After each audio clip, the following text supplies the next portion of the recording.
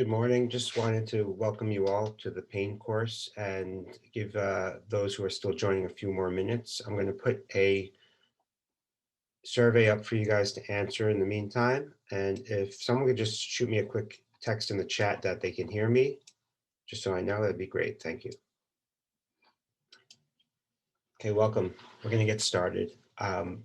There's a poll up some of you are doing right now. I'm going to leave that up there for a few more minutes.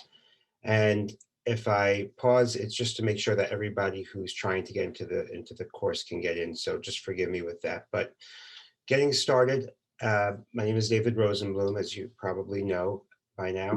And today we're going to discuss ultrasound in the pain practice, or for applications with respect to pain procedures, whether it's steroid injections, nerve blocks, peripheral neuromodulation, or PRP, bone marrow aspirate. We're going over the techniques of placing the needle, the targets, and why you may want to do this. Just a little background information. I am the director of pain management at Maimonides Medical Center in Brooklyn. I have an office in Brooklyn and Great Neck, and I've taught for organizations such as AIUM, WAPMU, ASIP, NRAP is something that's hopefully going to be developed shortly. It stands for Neuromodulation, Regional Anesthesia, and Pain. Tell you more about that later. And as you know, I do the PainExam board review podcast. We have this training series that also goes over regenerative procedures. And I have been using ultrasound in my practice since 2007 in my pain practice, and my anesthesia training since 2003. So I've been doing this for quite a while, and I think it's facilitated the development of my pain practice and the way I treat pain. When I first came out, many pain doctors were strictly spine physicians, and they focused on spine interventions. Whereas in the in the in the pain office, when you're doing more than just a spine and you have an ultrasound, you can do a lot of orthopedic and some other types of treatments, whether it's taking care of someone who's had incisional pain from laparotomy, for instance. So it definitely it created a larger scope of practice in which I could help my patients. Just going over the results of the polls here, I close it out just in case you guys are curious. About 50% of you are anesthesia trained. We have an internist here, orthopedic, and 83% of you guys did a fellowship in pain management, or we do pain management. We even have a neurosurgeon here, and some nurses, pain management nurse, excuse me. And most of you are looking to learn about joint injections. I cover a lot here. So you'll get that. And it looks like a lot of you are open to the course in New York, but if you can't come, it's probably because of the day or that it's in the city. Okay, so moving on. PainExam, just to briefly talk about it, because it's a Maimonides CME event, just like this one is. You get 40 CME credits. There's questions, replay. Most of you know this already. I have the newsletter as well as the podcast and the YouTube, Instagram, Facebook page where you can get updates, free material. NRAP stands for Neuromodulation, Regional Anesthesia, and Pain. Right now, it's just an idea, more or less. It's at its infancy. It's not something that I've really got off the ground yet, but it's something that's coming up in the future, and hopefully I'll have a lot more to tell you about it in the future. So, excuse me, let me just stop the sharing. There we go. Okay, so my disclosures. I do have relationships with industry. They're listed here. I will not be focusing on one particular product or talking about any products today, so there should be no bias in this presentation. To claim CME credits, text 98GUR, excuse me, to 828-295-1144.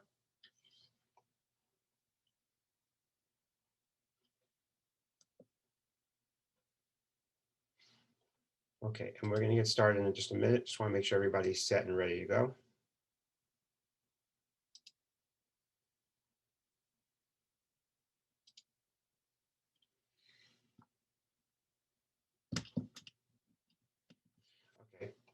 So when we're discussing doing nerve blocks, the most important thing to start out with is understanding and recognizing a toxic event.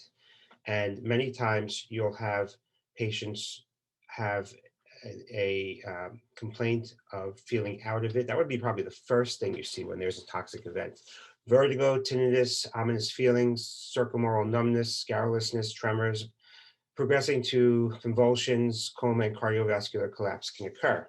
So if you're doing pain procedures in an office setting, it is paramount to understand how to handle these complications. So first thing you want to do is stop the injection, ask for help, consider lipid emulsion therapy at the first sign of a serious LAST event or local anesthetic systemic toxicity event. If you suspect that the arrest is related to drugs such as bupivacaine, and you're concerned that there may be a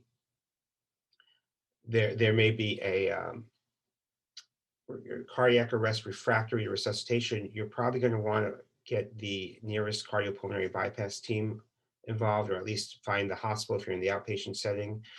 Maintain ventilation with 100% oxygen. Consider intubation if necessary. Control seizures. Don't use propofol unless you have to. Propofol can decrease the blood pressure. Patients can bottom out. Better to use a benzodiazepine. Institute ACLS if pulses start CPR, of course.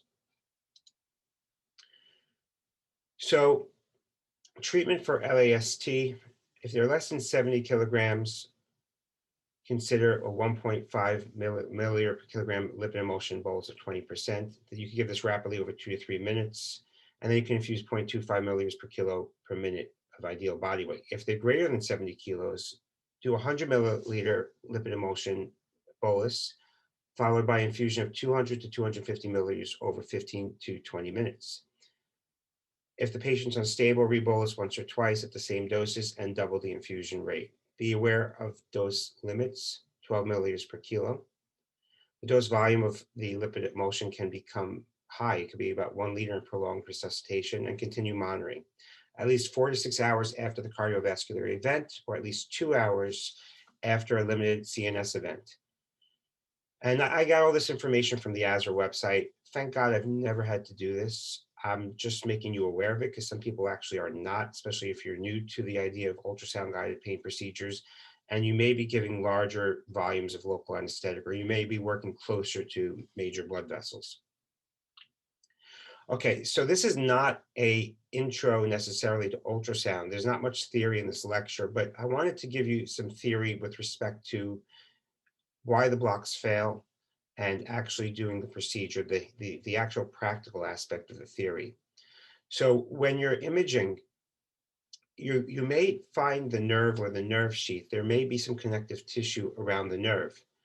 So when you're injecting, you may think that you're next to the nerve, but there may be something blocking the spread of the local anesthetic. In some occasions, such as in the interscalene brachial plexus, you may have the C5 or C6 nerve embedded in the anterior scalene muscle, and therefore you may not be getting this nerve if you're injecting into the standard location or the sheath. You also may not be focusing properly. It's recommended to inject around the nerve, especially when it's a plexus of nerves in multiple spots, because if you're only getting one part of the plexus or one part of a large nerve, for instance, a sciatic nerve, you may not be getting complete coverage, and therefore you may not have good spread. So you also may misjudge the needle tip, right? So if your beam is not properly lined, if the crystals are not lined up with the full length of your needle, you may not know where your tip is. And here's an example of that. So on the left-hand side, we see an oblique ultrasound probe. The white is the ultrasound probe, and the beams are going across the needle, and you're not really seeing the tip.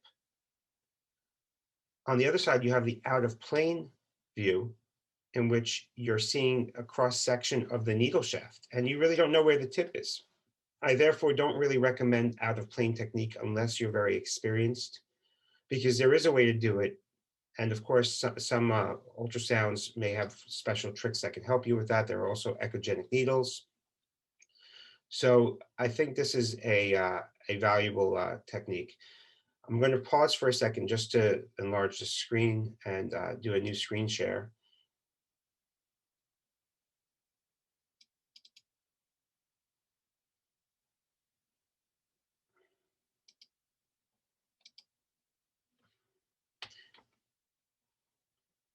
Can everybody hear me okay? Are there any problems with the audio or the video? I just want to check in.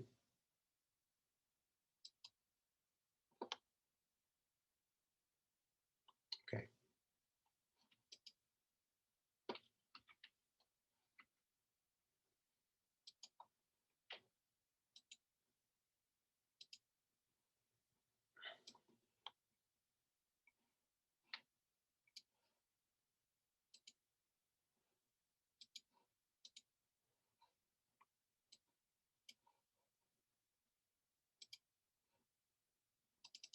Okay, back to the presentation.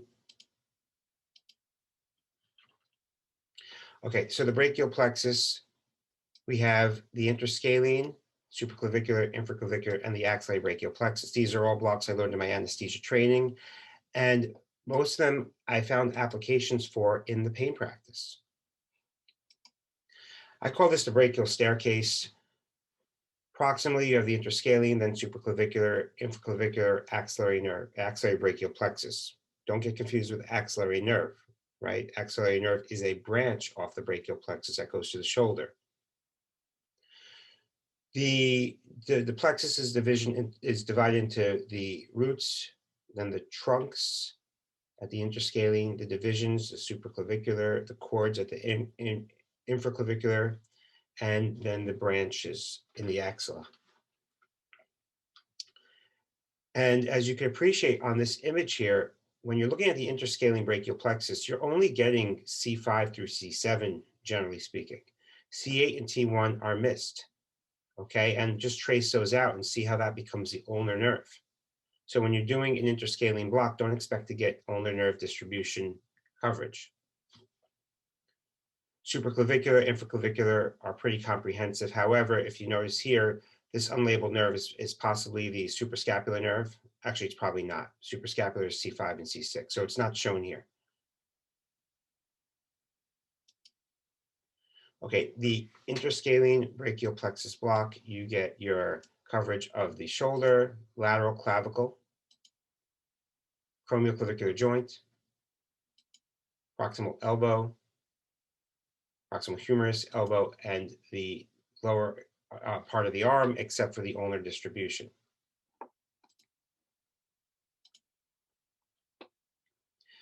This is the interscalene ultrasound view, and this is where I would place my probe. Okay, you're coming more or less over the clavicle and in the interscalene fossa, which is basically an annoying point between the two muscles over here. Okay, you could probably feel it on yourself. I use this in my pain practice for a number of reasons. One is treating brachial neuritis or cervical radiculopathy when there are symptoms distal to the spine, which is usually, and you can elicit possibly a Tinel's in the fossa of the interscalene or supraclavicular brachial fossa. It can be helpful for shoulder pain perioperatively, frozen shoulder, but once again, it does not reliably get the ulnar nerve. In the past, when I was in training, we would do this blind. I've had attendings do the paresthesia technique with me when I was first starting out in 2003. Ultrasounds were around back then, but for some reason, maybe they weren't comfortable with the ultrasound. And the technique would basically be sticking a needle into the brachial plexus, getting paresthesias, aspirating, injecting, and hoping for the best, which obviously is not the ideal way to do it these days. Then was the twitch monitor, which when I trained at NYU, I went to joint disease. And before those guys were doing ultrasound, they were very slick with the twitch monitor, excuse me, with the stimulator. And they would do these blocks very quick and effectively. And a lot of them didn't even think they needed the ultrasound. But as if you trained in the modern era with ultrasounds, I'm sure you can agree, it's nice to have the visualization and you can get a comprehensive nerve block. And there are plenty of studies to back this up. So what you're looking at here is a cross section a sagittal plane, more of a parasagittal plane of the brachial plexus. Okay, it's kind of somewhere between the interscalene and the supraclavicular fossa. I like this picture because it gives you an idea as to where the lung is, where the nerves are, as well as the blood vessels. And you could appreciate the risk of pneumothorax or possibly vascular injection, maybe even a cervical injection. The cervical nerves are not shown here, but anything is possible when you're working in the neck. So you need to respect this area, and that's why I highly recommend using an ultrasound as opposed to the other techniques that we discussed earlier. Okay, so here, now we're looking at the brachial plexus. You can estimate the most superficial branch is probably C5 or C6, then followed by C6, C7, and sometimes you'll see 4, 3, depends on where you are, depends on anatomical variance. You have your anterior scalene muscle and your middle scalene muscle. Okay, once again, this is an ultrasound live scan. Okay, here the probe is oriented towards the interscalene brachial plexus, but if we move, slide down, and then adjust the angle, you're in the supraclavicular fossa. Okay, that's the subclavian artery. And then you can move the probe back and back up towards the neck and trace it back for the interscalene nerves. And you see how the nerves change orientation and they become more superficial and they're lined up. You have your anterior scalene and your middle scalene muscles. So with the ultrasound, there's less disruptions of the tissue. There's less repeated needle passes. You probably don't need as much local anesthetic. You're seeing the structure in real time. You can assess for any blood vessel nearby with Doppler. You could also see if the medication is tracking around. So when you want to identify the brachial plexus, you start in the anterior midline at the level of the thyroid. Then you're going to move laterally, and you can actually angle it upwards. It will help you see the interscalene. So here's the trachea followed by the thyroid, carotid. It's getting more lateral. You see the nerves come into view. They line up right here.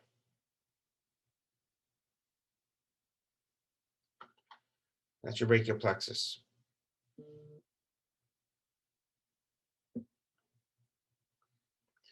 Okay, you can even see the nerve roots tracing them back towards the foramen. And we're going to get into this in the spine lecture.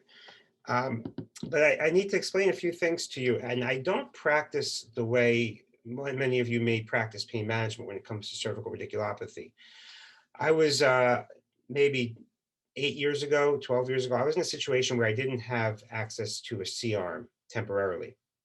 And I had patients coming in with with cervical radic.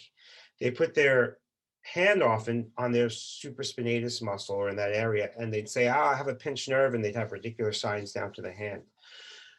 And what happened was, since I didn't have the ability to bring them anywhere with a C-arm, I only had an ultrasound in the office. I was doing suprascapular nerve blocks for these patients and occasionally an interscalene block. And I realized I was getting almost the same results. And when doing these blocks in the office, I'm doing them obviously in a different way than I'm doing them in the operating room because of the risk of phrenic nerve paralysis, as well as all the other complications you get with a brachial plexus block in the neck. But what happened was the patients were getting better and they never needed an epidural. They didn't need a surgical referral. So I've developed my technique, and I do cervical epidurals, but I barely do them, and I barely need to do them. The patients do very well with the way I do the brachial plexus blocks or the suprascapular nerve block. And when I'm doing the brachial plexus block, I'm keeping my local anesthetics, dilute, low doses, and sometimes I'm going a little higher up in the neck than I would normally go for a shoulder surgery, because you could trace the nerve roots back. And as far as phrenic nerve goes, I've never seen it in the office because I'm not using a lot of medication. Maybe 1 or 2 mLs of corpus bupivacaine diluted up with saline and possibly some dexamethasone. Okay, so here's another image on finding the nerves.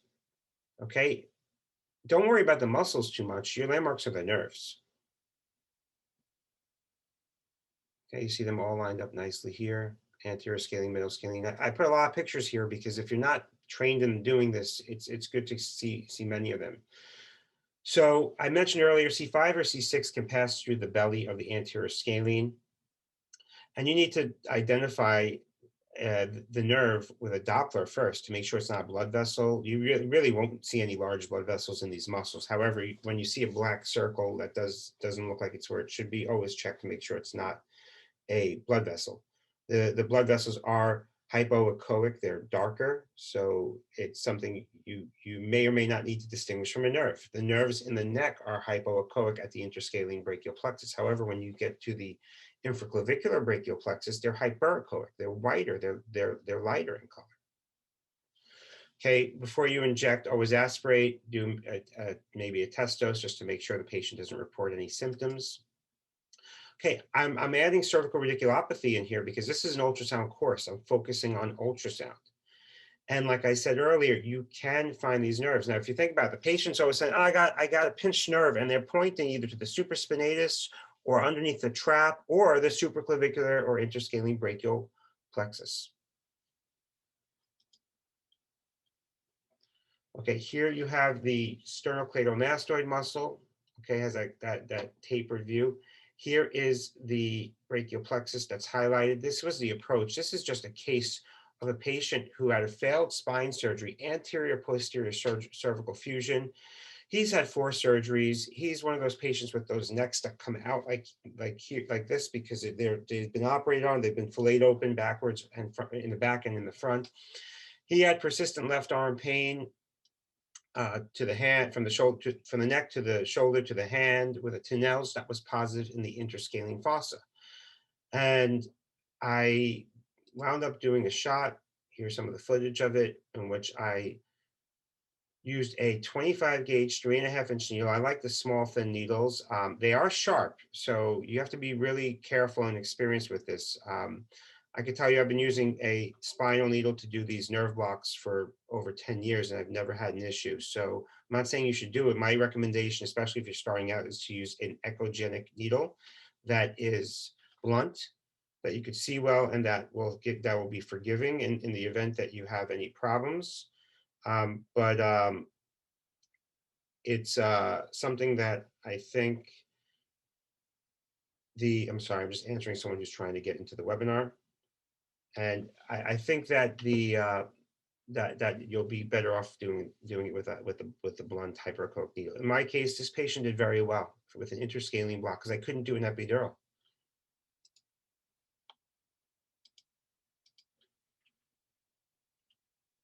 Okay, one of my favorite blocks, a supraclavicular block. Okay, this is a great block. It's very reliable for upper extremity analgesia or anesthesia if you're doing a procedure in the operating room. You could also treat brachial neuritis with it. Sometimes when the patients say that they have pain right here, I go through the trapezius muscle to get anterior. I'm not even aiming at the lung. So theoretically, if I went too far in, I'm just going to come out the front of their trap. I'm not going to get into the pleural space. So the CPT codes for these brachial plexus blocks is 64415, 76942 is the ultrasound read. With the supraclavicular block, you may or you may not get the shoulder. It really depends on if you're capturing the suprascapular nerve block. The suprascapular nerve takes off in the supraclavicular fossa. You should get the axillary nerve, however. Sorry, wrong way.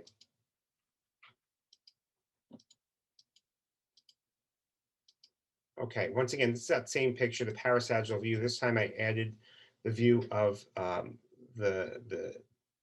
guess the diagram of the patient, and this is the plane that we're scanning. Subclavian artery is the most important landmark. You're going, the insertion of the anterior scalene is into the first rib. It lies between the vein anteriorly and the subclavian artery more posteriorly. On the ultrasound, the vein is well forward of the artery and is most time hidden below the clavicle. Okay, so you're usually just looking at the subclavian artery. The ultrasound is just resting above the clavicle, and you're looking for a pattern of hyperechoic nerves. It doesn't look as organized as it does more proximal in the interscalene fossa. This is a video which you may or may have not seen on my YouTube or Instagram or PainExam site of the supraclavicular block on a patient who is suffering from shoulder pain, and he needed a stem cell or a bone marrow aspirate procedure. And I wanted to anesthetize the region, but I didn't want to put any local anesthetic near the bone marrow aspirate because I was worried it would interfere. So I'm doing a supraclavicular brachial plexus block with my 25 gauge 3.5-inch needle, being very careful not to stab the nerves or get into the blood vessel. And I'm injecting just some bupivacaine over here. The lung is underneath the hyperlucent bone.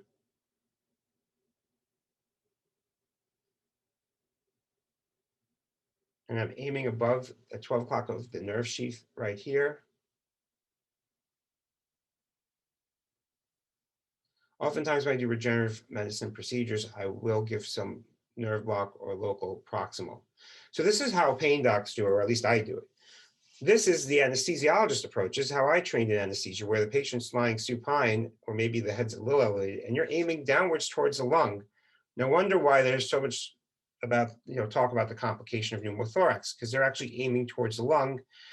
It's not common to sit patients up in the operating room unless you're doing an epidural, I guess. But the anesthesiologists in their defense are giving a lot of local volume. So you might not want that patient sitting up in case they have a higher likelihood of dropping their blood pressure or vagal. In the pain office, I've done many of these procedures like that. Vagal is not an issue with that. There are procedures where vagal is an issue, and I'll get into that later. This is based on my experience. Okay, this whole presentation is based on a mixture of evidence-based medicine as well as anecdotes. Okay, and I'll try to tell you when I'm talking anecdotally and when I'm talking evidence, and then there's just experience. And the supraclavicular nerve block, when they're sitting up like that, very well tolerated. Okay, so the advantages are it's a very reliable block. You don't completely avoid the phrenic nerve block, but you can still get it, but it's less likely than an interscaling block. And this is great for patients who have any sort of respiratory disease. And also I'm giving a very low volume. So even if I'm in the interscaling, the phrenic nerve block, whether there may be some degree of blockade when I even do 2 or 3 mLs, I've never had a patient complain of shortness of breath or seen any respiratory issues. So this is helpful for the upper arm, elbow. It's a nice alternative to the axillary approach. And there may be redirections in the axillary nerve blocks. With the axillary nerve blocks, we're going to individual nerves. Of course, there's that disadvantage of the pneumothorax, which is shown here. Okay, so in the pain office, once again, this is the type of medication I'm usually using, anywhere from 2 to 5 ml total volume, 0.125 to 0.25% bupivacaine. I am using saline, and I like to use dexamethasone 2 to 4 milligrams. The studies I've read report that above 4 milligrams is not much of a benefit for most peripheral nerve blocks. Okay, so when you're doing these blocks, the lungs can be avoided by keeping control of your needle, staying in plane, go slow. There's no rush. And when you're at the brachial plexus, aspirate, do a slow injection, talk to the patient throughout. I like to distract them, do small talk, just to make sure that they're not having any sort of reactions. Make sure you have appropriate monitoring equipment, resuscitative equipment in your office. Okay, the infraclavicular brachial plexus block. This is the block I grew up on. In Bellevue, we would have a very busy hand service. So there was always someone chopping their fingers off in their garage on the weekends. And we would have these 12 to 24-hour reimplantations of the digits by the plastic hand service. And it was really a long procedure. We'd have the senior resident do the block, and the junior resident would sit in the room for 20 hours with the patient. Of course, we take turns, but it was a really useful block because we would place a catheter here. The infraclavicular brachial plexus is a very stable region to place a catheter.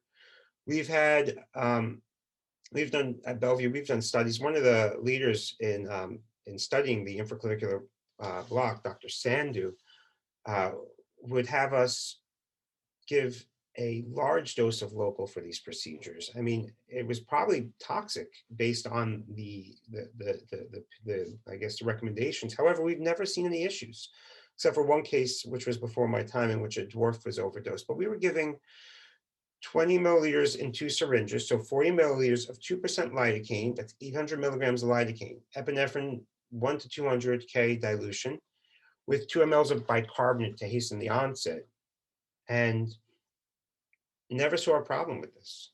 That was a dose for adults. So you're giving 800 milligrams of lidocaine, right? Lidocaine 2%, the toxic dose with epinephrine could be 7 to 8 milligrams per kilo, talking a 70 kilogram adult. You're talking about 500, 600 is the max you should be giving.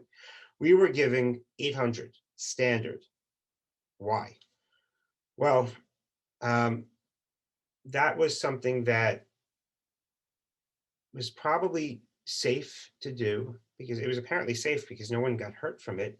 And we had literature published based on this, because the infraclavicular brachial plexus has such a low uptake compared to other nerves, such as the intercostals, et cetera. Now, saying that, that's an anesthesia comment. We're in the pain office, at least I am, and most of you are. So we're not giving doses like that in the office, not even close. In fact, the infraclavicular brachial plexus block, I am not even really doing in my outpatient pain practice. It's a great block. I just don't have the need to. I usually go supraclavicular, supraclavicular or interscalene, occasionally axillary. But if you ever were going to do some sort of local anesthetic infusion, maybe like one of those portable pumps that people could take home, the infraclavicular would probably be a great place to go if you wanted them to have an outpatient local anesthetic infusion.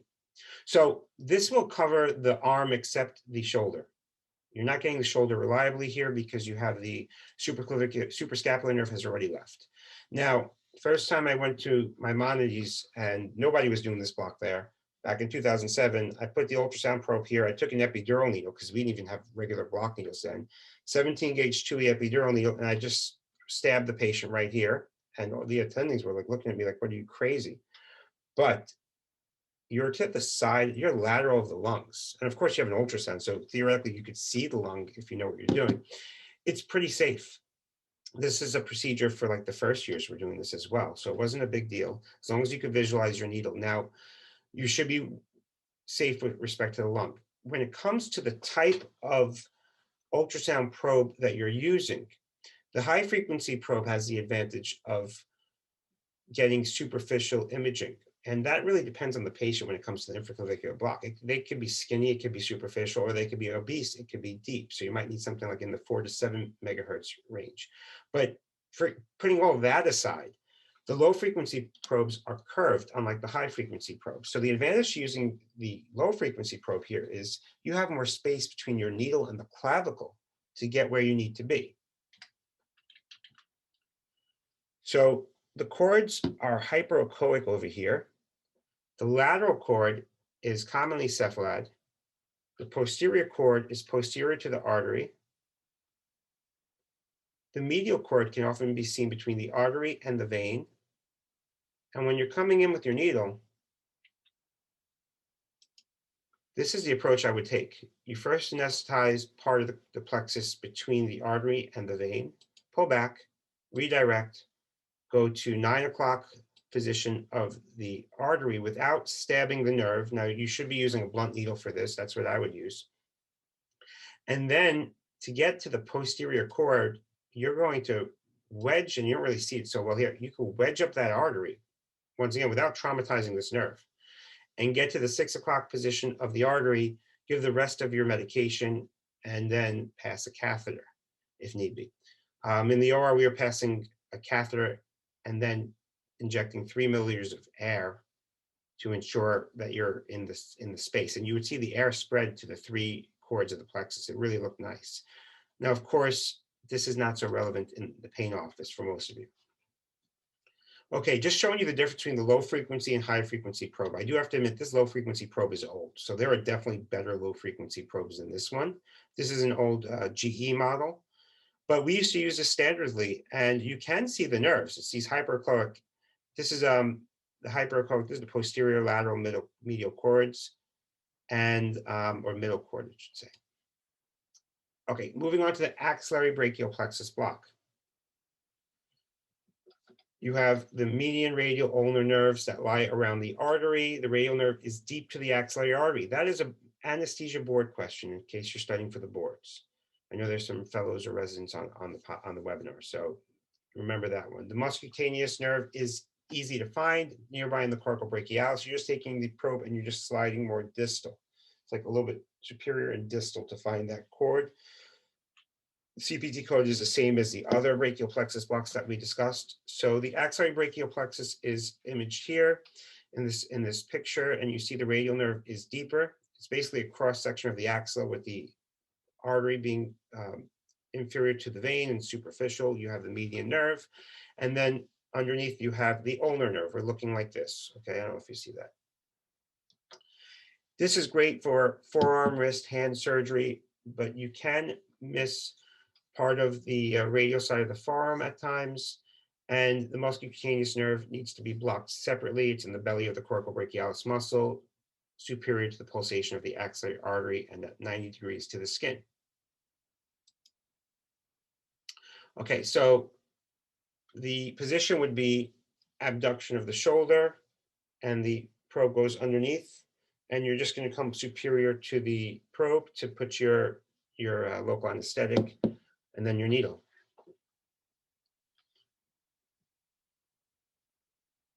The artery is identified by its resistance to collapsing with pressure. Lateral to the artery lies the median nerve. On the other side of the artery is the radial nerve, and the ulnar nerve is more medial.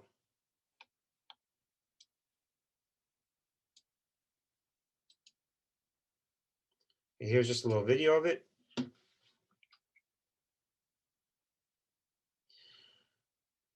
So this is with a high frequency ultrasound probe. You see the artery with the ulnar nerve inferior to it. The radial nerve is deeper to it, more posterior. And the median nerve is on the other side. The muscocutaneous nerve is found by scanning more distal and the cortical brachialis muscle.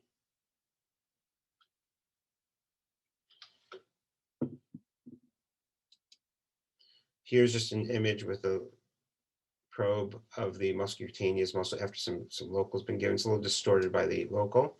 And here's just a diagram of the whole upper extremity brachial plexus and peripheral nerves. And you could just appreciate how the nerves branch out, and as you pass under the clavicle, you get into the axilla, you have more nerves to block, and you could even get the brachial plexus in the mid-humeral region.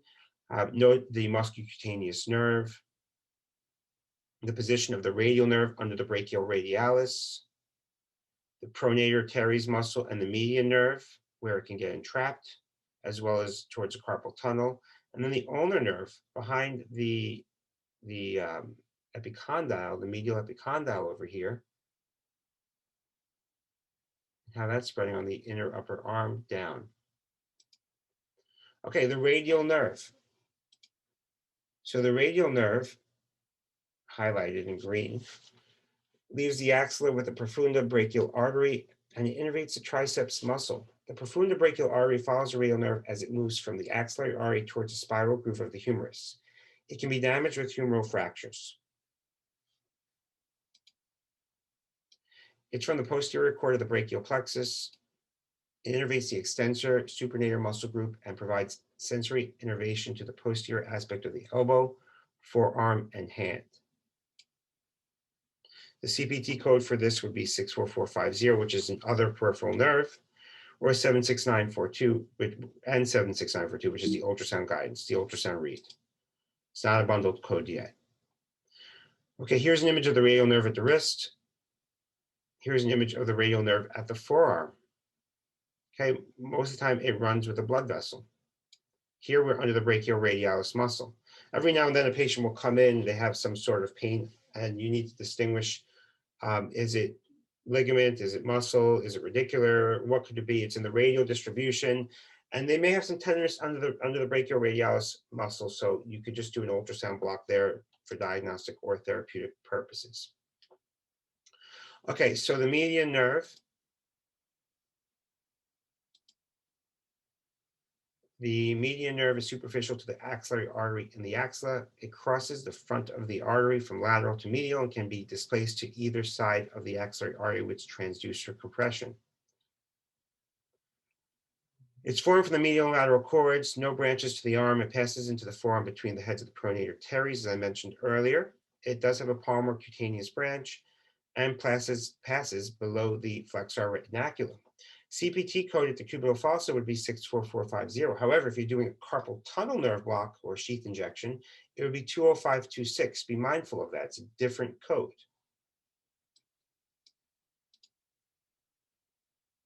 Okay, once again, carpal tunnel, it's a median neuropathy. It's typically the first, second, third digits. The ventral aspects are having paresthesias and pain. Identifying the median nerve in the region of the carpal tunnel. This is actually right before the nerve dives into the carpal tunnel. You have the flexor carpi radialis tendons. You have the flexor carpi digitorum superficialis and profundus tendons.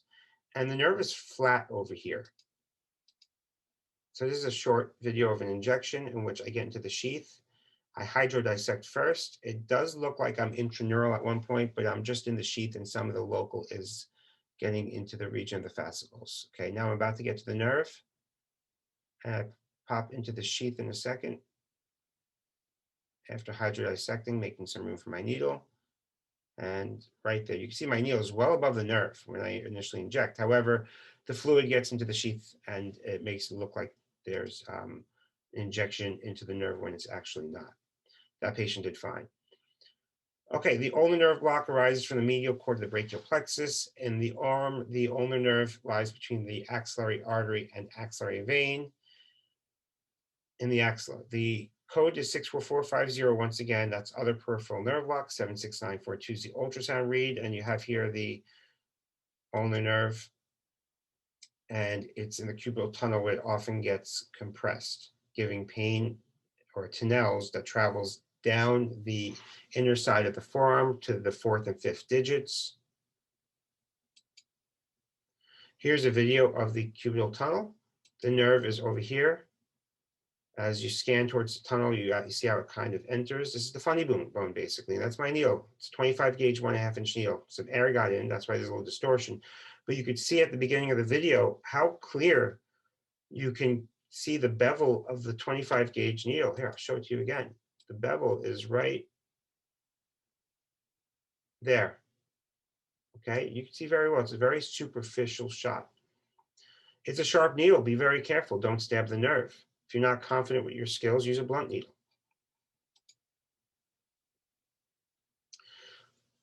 Okay, the ulnar nerve is a bright echogenic needle, bright echogenic nerve. It can be oval or triangular shaped distal to the elbow. It joins the ulnar side of the artery in the forearm where it's surrounded by the flexor digitorum superficialis and profundus, as well as the flexor carpi ulnaris muscles. In the distal forearm, the ulnar nerve will lie adjacent to the flexor carpi ulnaris tendon. Okay, it can get entrapped in Guyon's canal.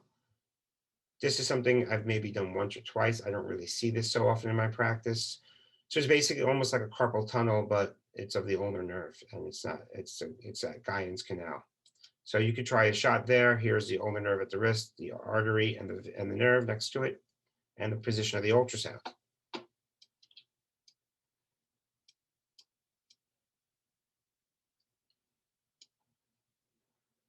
Okay.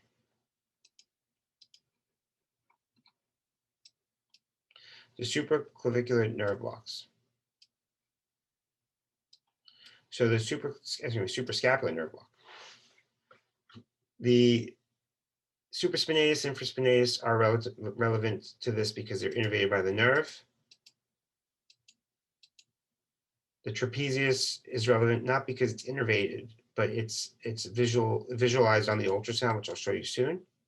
And underneath all that, you have the nerve, which leaves the brachial plexus, travels to the notch of the scapula, which we don't show here. And I got to be honest with you, it's not how I do the block, so it's not as relevant to my technique as it may be to others. The nerve will innervate supraspinatus, loop around, get infraspinatus, as well as send fibers to innervate 80% of the shoulder joint.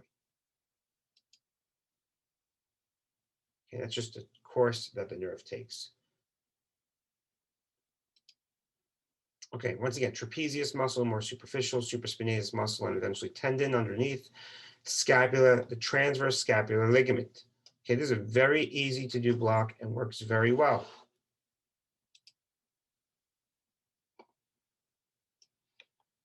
Once again, this nerve does not supply the skin.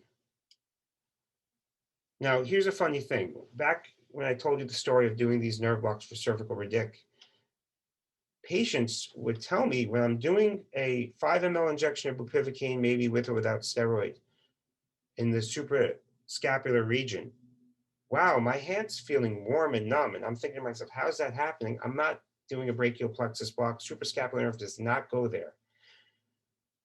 My explanation is there's probably some leakage or traction of the local anesthetic to the axillary brachial plexus from this region, right? My needle's at this corner over here. It may pour over here if the patient's arm is abducted, maybe a little apparent to see that.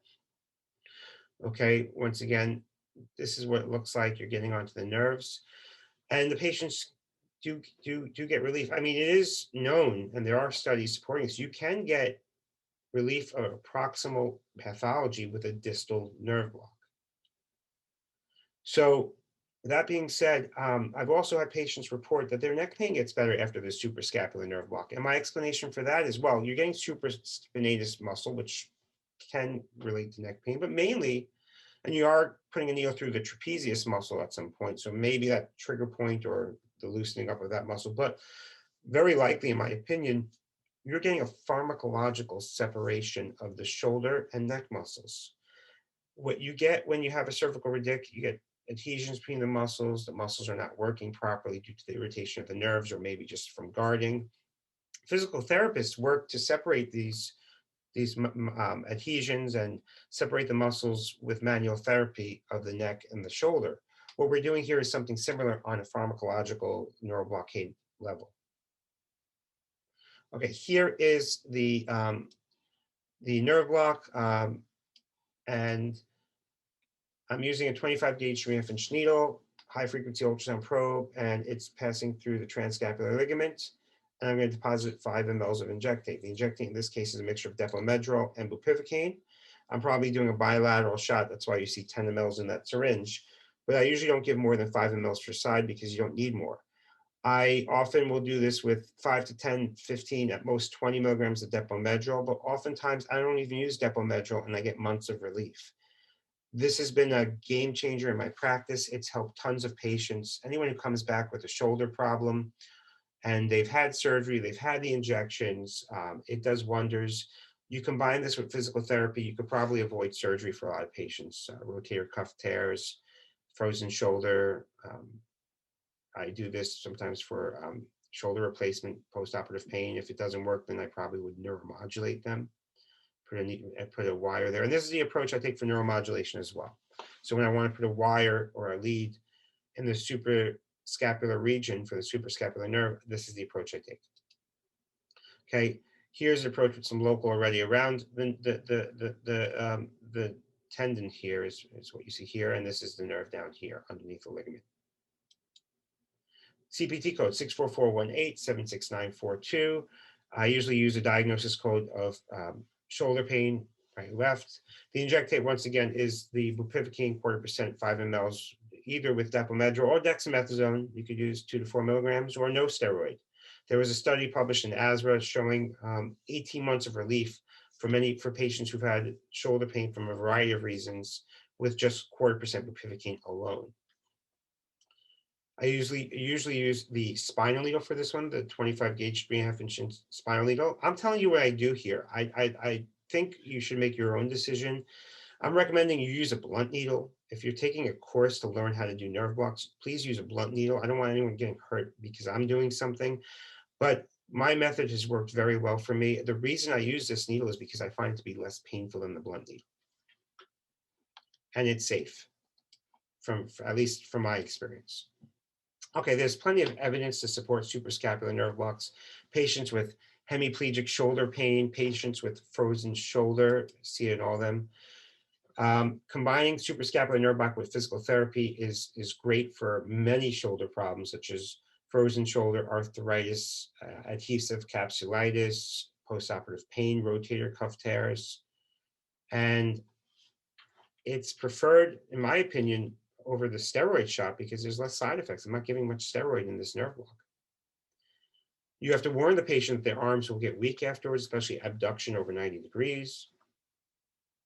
The longest I've seen weakness last for was a full day with the bupivacaine. The patient had the shot one afternoon. The next morning, she called me panicky that her arm was still weak. It resolved later that day. She was fine. Okay, the axillary nerve, which I really didn't do much of these until I started doing peripheral neuromodulation. And ever since I started doing peripheral neuromodulation, I would do one for a diagnostic, followed by putting a lead in to stimulate the nerve. And it really worked well. If you really have a bad shoulder issue, some patients will respond to both the axillary and suprascapular. Some will need one or the other. And it varies. It really depends on the pathology, where their pain is. The axillary nerve can actually get impinged. So you can actually have a tunnels at the axillary nerve as it passes through the quadrangular space. Motor, you have the deltoid, the long head of the triceps muscle, teres minor. Sensory, you have the shoulder joint, skin on the inferior region of the deltoid, more of the regimental badge, they call it, right? It's the superior lateral cutaneous branch of the axillary nerve.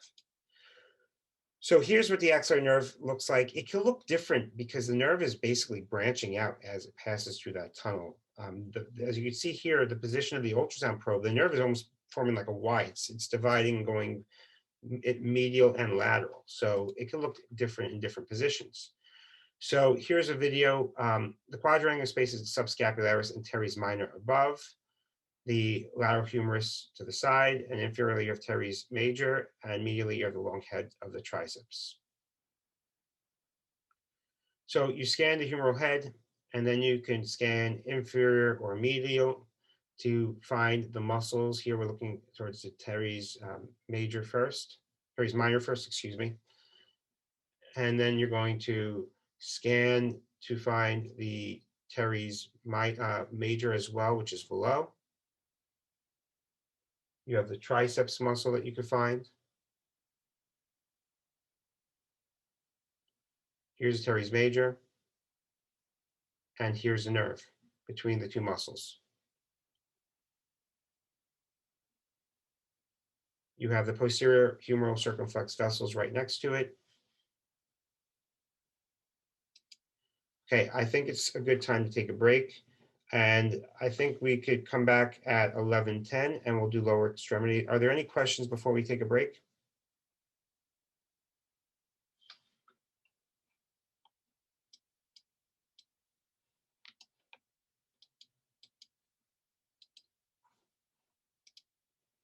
Okay, I'll see you guys soon.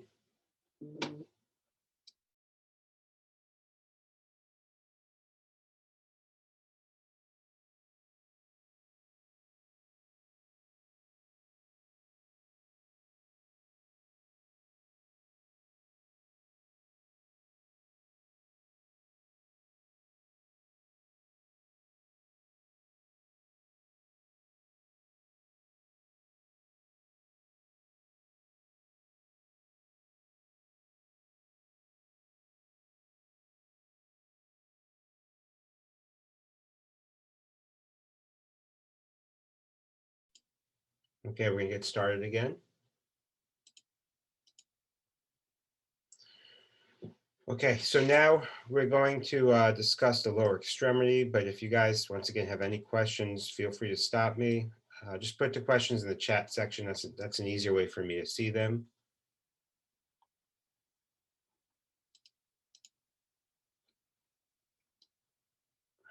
Okay. So the lumbar plexus, the three main terminal branches are the femoral nerve, obturator nerve, lateral femoral cutaneous nerve. Femoral nerve is from L2 to L4. It's the largest, followed by the obturator nerve, L2, L3, and L4 contribute. And the lateral femoral cutaneous nerve is from L2 and L3.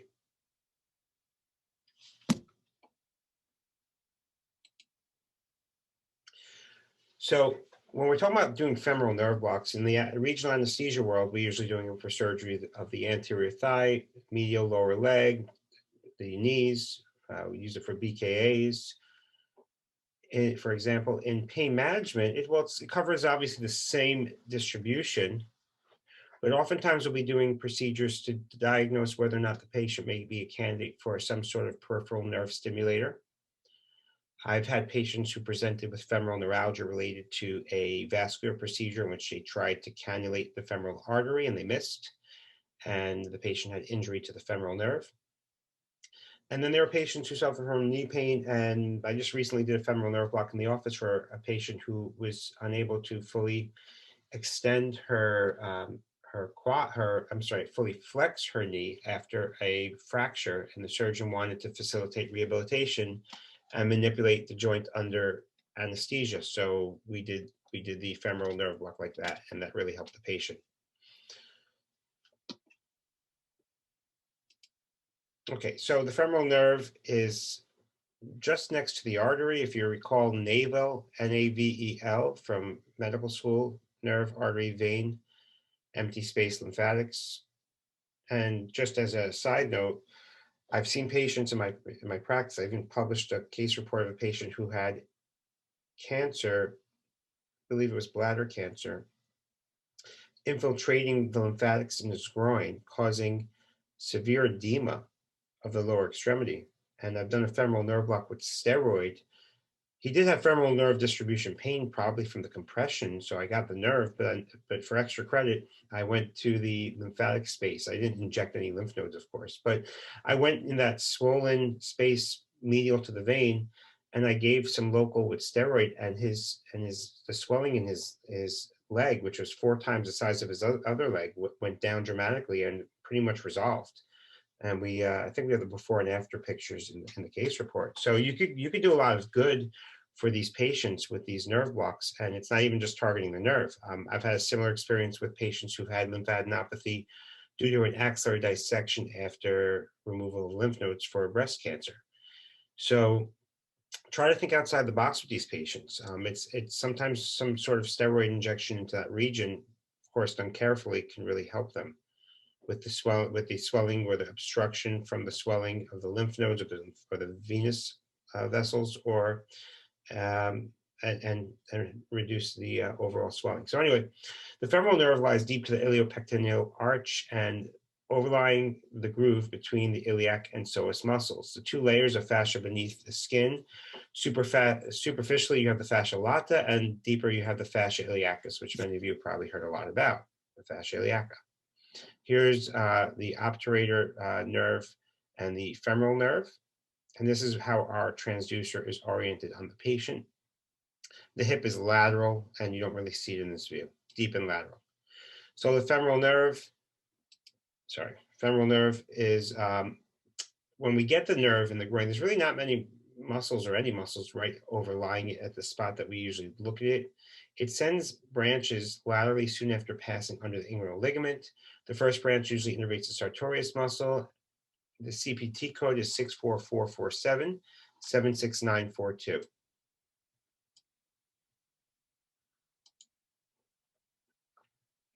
So when you want to find the femoral nerve, you locate the femoral artery and vein, then check the space lateral to that. It should be pretty obvious. It's either round or triangular or oval. It could really vary. Maybe echodense, and it may have fascicles that may be apparent, like these dots that you could see somewhat over here. Here's a nerve, and here's another image of a nerve. So this is the artery, fascia lata, fascia iliaca, femoral nerve. Okay, I like this image because it's showing you the nerve kind of dividing above and below the fascia iliaca, and gives you a whole rationale for why people do fascia iliaca nerve blocks or how they work.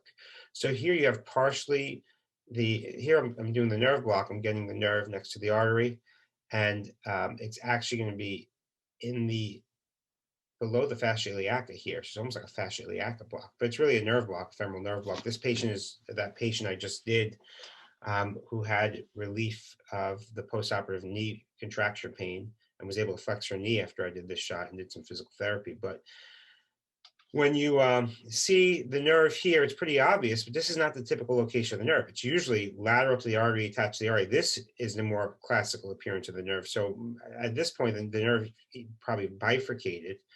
But you could appreciate here that when you're doing the block or doing a fascia iliaca block, this is the iliacus muscle. Okay, this is the fascia overlying it, and this is how the medication would spread to get to the femoral nerve or those fibers. And you do have a higher chance of getting the lateral femoral cutaneous nerve when you're doing it this way. That's another reason why some people do fascia iliaca nerve blocks.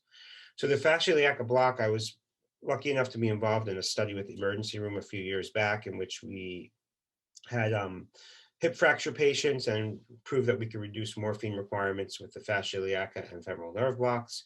The ultrasound is pretty much positioned medial but lower than the ASIS. The old school approach would be finding the ASIS, anterior superior iliac spine, in the pubic tubercle, drawing a line, dividing the line into thirds, and then going to the lateral third, 2/3 junction, where you would then stick a blunt needle and go perpendicular. You would get past the first pop, which is the fascia lata, then get to the second pop, fascia iliaca, aspirate and inject. That was the blind approach. Now with the ultrasound, it's much easier, as you saw in the slide, 2 slides back. And here's one of those studies in which we proved that you can reduce pain scores after the block, as well as morphine requirements. And it's very safe.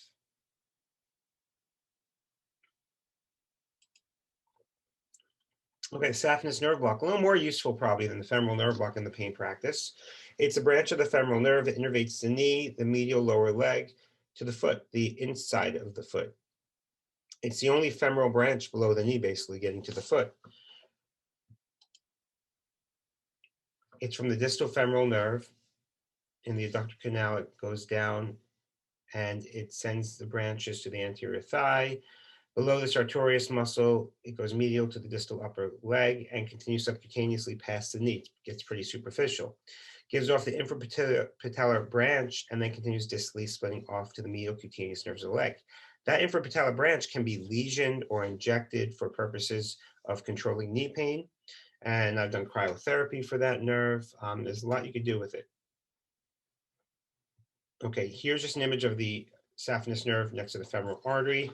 Adductor canal, you have the sartorius muscle above it, the vastus medialis medial to it, or anterior to it, I should say. And you may need to start at the femoral nerve and trace your way down to see it. I typically will place the probe on the medial upper aspect of the leg. I look for the sartorius muscle and then I scan. This is usually where I normally would start, above the knee. The nerve follows the path of the greater saphenous vein and is unique that because it's a large nerve, fairly large nerve, that it's really just sensory at this level. The only other large nerve like this that could be sensory is the cervical plexus, the superficial cervical plexus, excuse me. You start above the knee on the anterior medial aspect of the lower leg, transverse to the long axis of the leg. Then move the probe up and down in a circumferential orientation, looking for the greater saphenous vein. I usually do this with Doppler on. Then you can find the vein or the artery in some cases below the sartorius muscle, and the nerve is right next to it. It's a pretty easy block to do once you get the hang of it. It's fairly shallow above the muscle's aponeurotic layer. The depth to the saphenous vein depends on the patient's body habitus, with little subcu fat, usually about 2 centimeters, maybe to 4. Okay, here's an image after local anesthetic has been given. Here's a nerve. Now, just holding on the saphenous nerve. So way back before I knew how to do genicular nerve blocks, I was, like I said, I was kind of developing my own technique with ultrasound and training. Nobody taught me how to do ultrasound for pain procedures in an office. It was more just ultrasound for anesthesia procedures for the OR. So knowing how to do saphenous nerve blocks and knowing that the saphenous nerve innervates the knee, I remember starting with this morbidly obese patient who was coming to me and needed a knee replacement, but wasn't doing it. And she had severe knee pain, not responding to steroids, viscosupplement. This is before I was doing PRP. And I was always of the mindset to minimize opiates. I was never a big fan of opiates. I do have a small percentage of patients on opiates, of course, but I really would prefer to do some sort of nerve block or other non-opiate treatment if possible, like most of you, I'm sure. And this patient came in and she was actually a nurse at the hospital, very open-minded. And she's like, do whatever you think. I'm like, well, I'm going to do something pretty different that people don't, in this day and age, aren't really doing. It's a saphenous nerve block. Let's just see what happens. And I would give her a ropivacaine saphenous nerve block with a little bit of steroid, and she would get 4 months of pain relief. And she would come back for repeat injections. And at that time, that wasn't even this time, people aren't usually doing saphenous nerve blocks for knee pain. Now it's geniculars, but this was before the geniculars. So anyway, the sacral plexus, moving back to the backside, we have the L4 to the S3 nerves contributing to the sacral plexus. It's located lateral to the sacrum, gives off 5 distal nerves, the superior gluteal nerve and inferior gluteal nerve, the pudendal nerve, the posterior femoral nerve, and the sciatic nerve. Sciatic nerve is, of course, one of the large ones. Okay.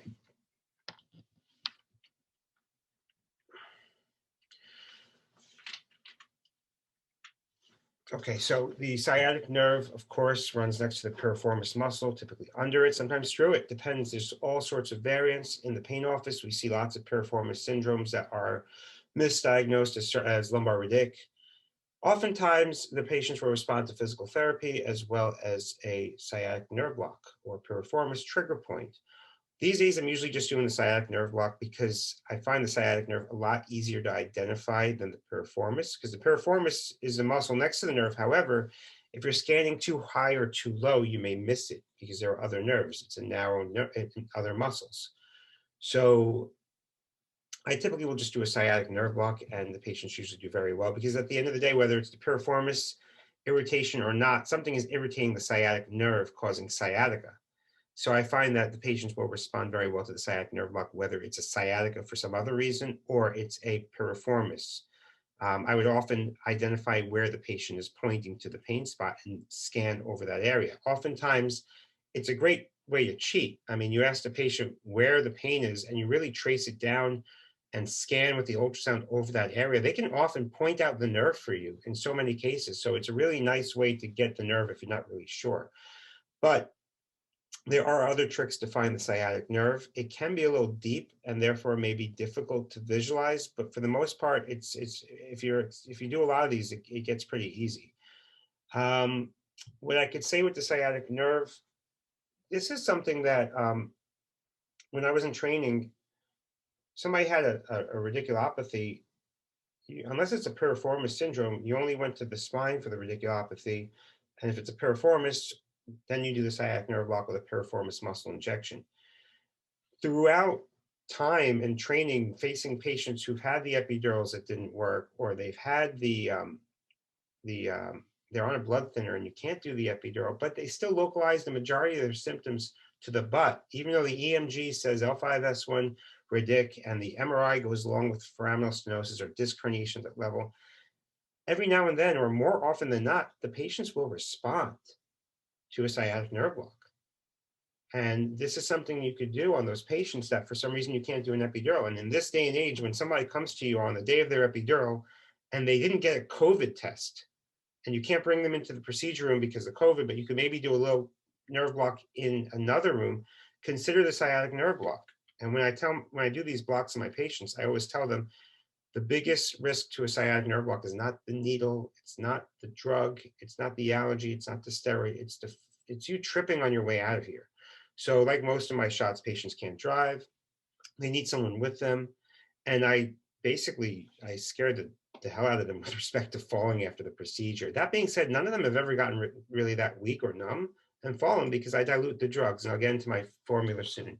But just identifying the nerve, it's a hyperlucent, flat, oval shaped, usually oval shaped kind of nerve. Sometimes it looks like, I've seen it look like a trapezoid in some occasions, but it's basically, it's a dense structure. So you can usually make it out from the other tissues, and it's in the gluteal region, usually not deeper than 5 centimeters from the skin.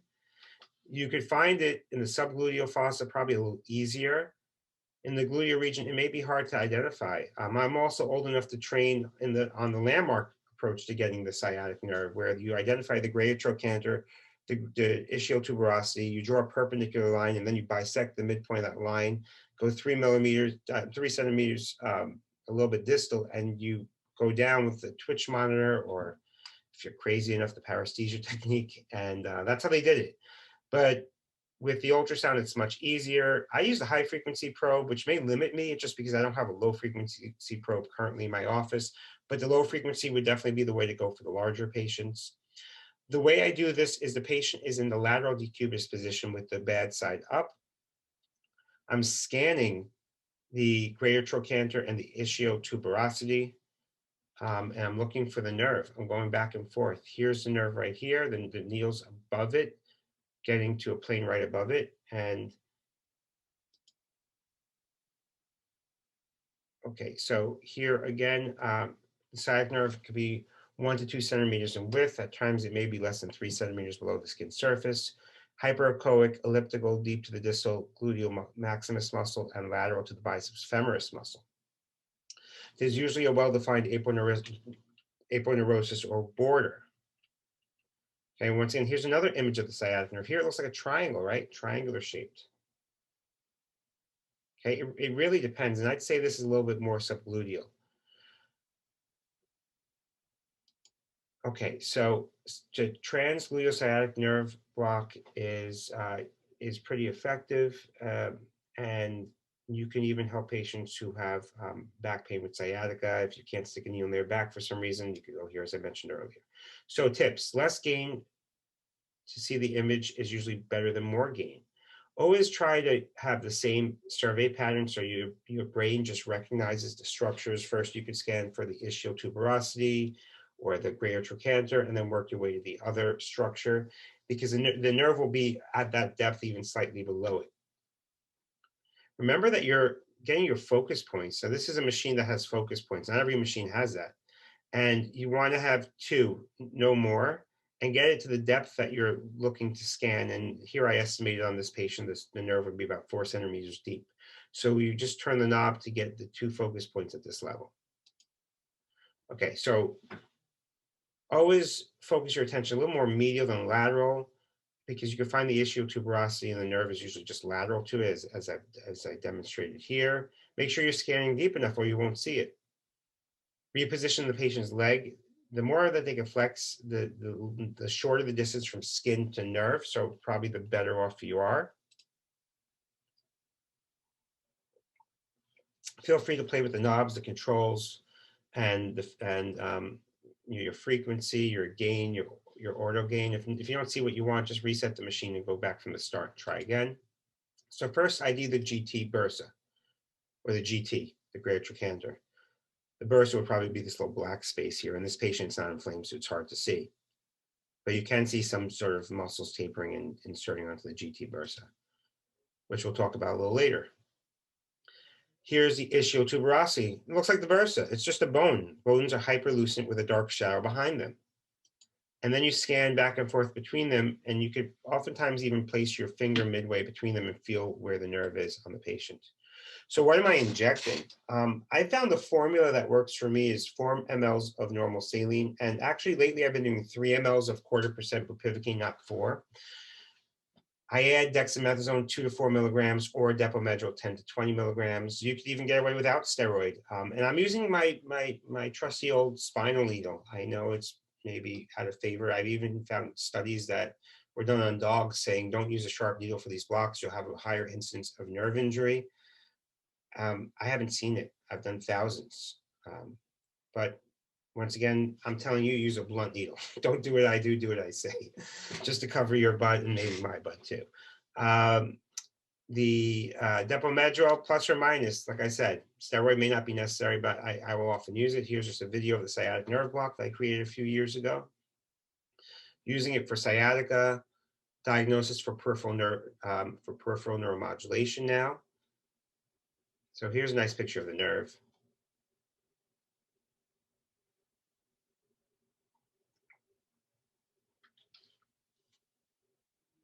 And there's my needle. and I'm going right around the nerve. Okay, the idea is not to stab the nerve, of course, especially with a sharp needle, but you want to get around the nerve and redirect it to get to both sides, maybe even go under it. My patients are awake for this shot, so they could tell me if they're getting any paresthesia in the leg. Of course, it's normal if they feel something shoot down the leg. Now, this is another nerve block that's been useful in my practice, the popliteal sciatic nerve block. The nerve will split about 8 to 10 centimeters above the popliteal space. The medial portion of the lower leg receives the femoral nerve from the saphenous branch, right? And this can go all the way down to the medial aspect. And then the saphenous, and then the popliteal sciatic nerve block will cover the majority or the rest of the lower extremity. It's a very valuable nerve block for patients who have leg pain from maybe amputation, neuropathy, which neuropathy is a whole other story. It's very difficult to treat neuropathy with a nerve block, of course. I do treat a number of foot pathologies. They vary. A lot of postoperative foot pain I see. I've had patients with injury to the peroneal nerve, where I use popliteal fossa to trace to the peroneal nerve at the fibular head or superior to it, do a diagnostic nerve block followed by neuromodulation, right? We're not lesioning these nerves. These are motor nerves. The last thing you want to do is lesion these nerves. So neuromodulation has a big role here. And that's why I would usually do a popliteal sciatic nerve block. I've also had the rare occasion where a patient would have a radiculopathy or maybe a sciatica that actually starts, I should say sciatica, that starts in the popliteal fossa. I don't even know if you could call it a sciatica, but it is the branch of the sciatic nerve, or really as the sciatic nerve bifurcates. And for some reason, they're irritated over there. The proximal blocks don't work, and they actually respond to the nerve block done lower down there. Sometimes you just have to listen to the patient as to where the pain goes, even if the textbooks and your training is telling you, oh, I need to go into the spine. Sometimes if the spine doesn't work or the sciatic nerve block doesn't work, you need to go down where the patient is telling you and pointing to the trigger of their pain. Nerves get inflamed elsewhere, not just the spine or the buttock. It could happen peripherally. So you have the tibial nerve, which is more centrally and larger, the peroneal nerve, which is more laterally. That is what you see in the popliteal fossa with the blood vessels. You could use the high frequency probe and follow the nerve as it divides. The sciatic nerve and these branches are hyperechoic, located posterior to the femur, lateral to the popliteal artery, and deep to the semitendinosus and semimembranosus muscles. Medially, and then you have the biceps femoris more laterally. Or distally, the peroneal nerve may be followed as far laterally as the head of the fibula. Okay, this is just labels of everything here. That's the biceps femoris next to the peroneal nerve. Okay, any questions up until this point? Okay. Here's an image of what it looks like with a little fluid around it, with a little local anesthetic. You just bifurcated, okay? You can even see some of the fibers still together. The nerves have just bifurcated. Tibial nerve is larger, common peroneal is more lateral and smaller. Okay, so now we are tracing downwards as it bifurcates. Here's the nerve, the sciatic nerve bifurcating right now into the two separate branches by the tibial artery, tibial nerve, and the common peroneal nerve. Okay, right above the knee, right behind the knee, I should say. The nerves are very superficial and very clear.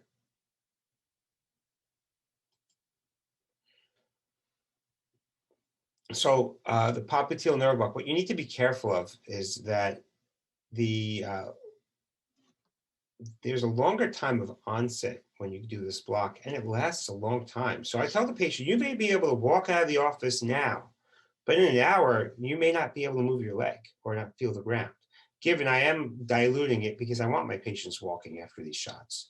So I am diluting the local anesthetic, but still I'm warning them because it can happen. Here's one of my favorite nerves to talk about, the genicular nerves. This is a big one, which I'm sure a lot of you are doing these days. I don't know if you're using the ultrasound, but it's really a great nerve to have in your nerve block to have in your arsenal for knee pain. The thing is, genicular nerves, and maybe you guys know better than me, I found different sources telling me different things as to where they come from. And some will say they arise from the tibial and common peroneal nerves. The tibial will give rise to the superior and inferior medial genicular nerves. Others will say that the superior medial would arise from the vastus medialis, which is actually a branch of the femoral nerve.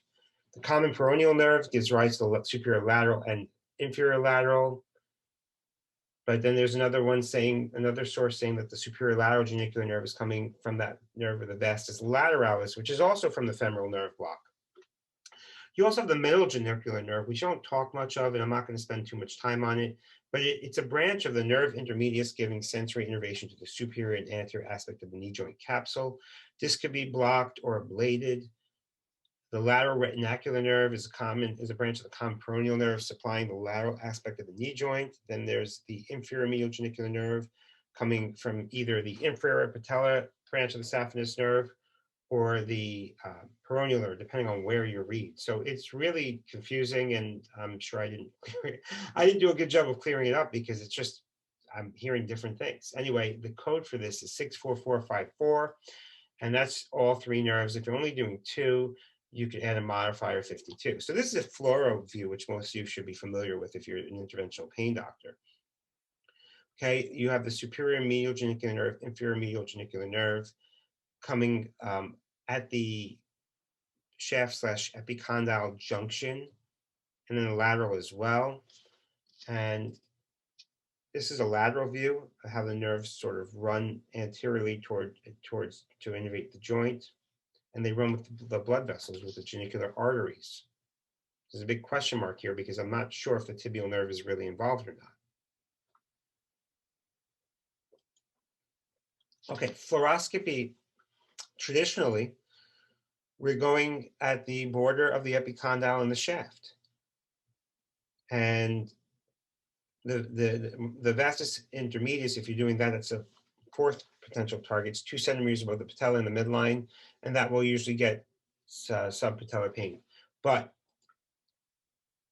these diamonds are the revision that I read in an ASRA article about finding the nerve at the epicondyle itself, at the angle of the epicondyle, and you're getting the nerve more superficial to the skin as well as closer to the joint, and you're getting a better lesion when you're doing this approach.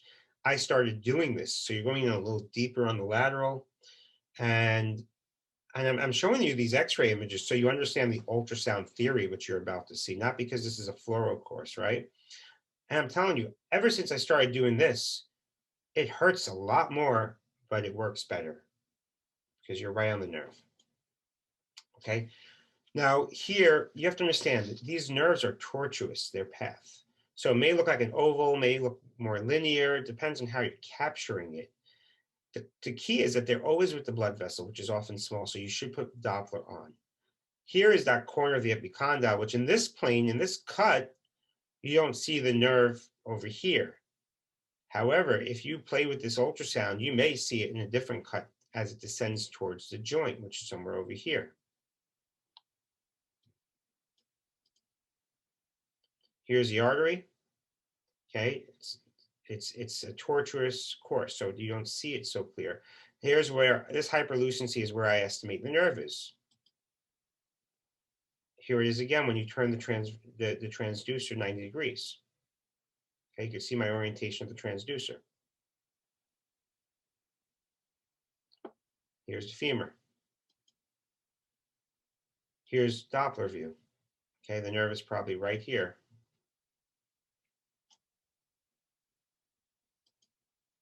Here's a video of how I do it in the office. We're going to do a genicular nerve block. There are 3 branches: the superior medial, superior lateral, and inferior medial branch. Looking for the superior medial genicular nerve, I scan the medial side of the knee, putting on color Doppler, going along with the artery, close to the epicondyle.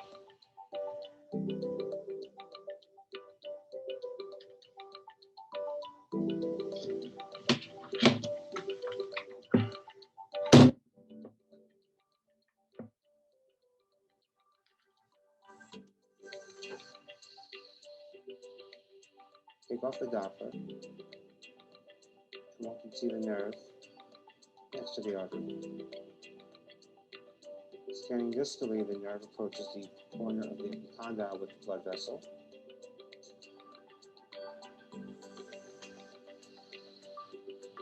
As it descends to innervate the knee.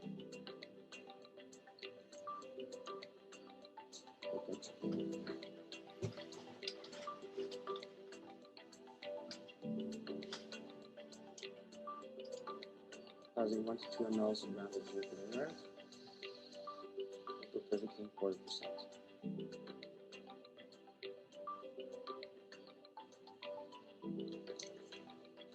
Now we're going to target the inferior branch of the medial genicular nerve, going below the knee joint onto the tibia, the medial aspect, looking for the blood vessel. It's a small nerve here, may be difficult to find at times.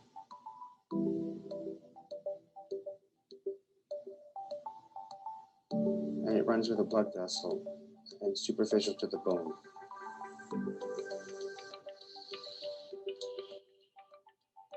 It appears that the nerve is right here. Take off my Doppler. A pinch.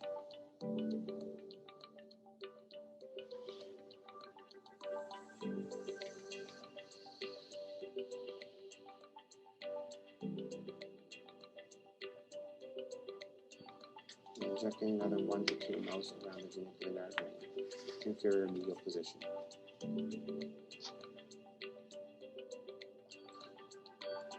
Going over here is the tibia.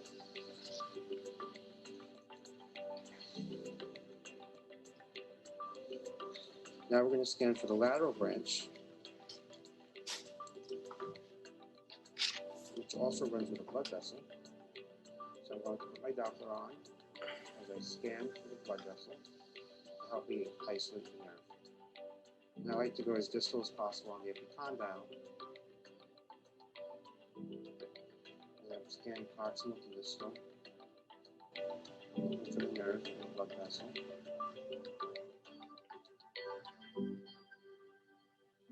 Too much pressure and the blood vessel will disappear, so it's important not to press too hard. I found the artery, and the nerve is right under it.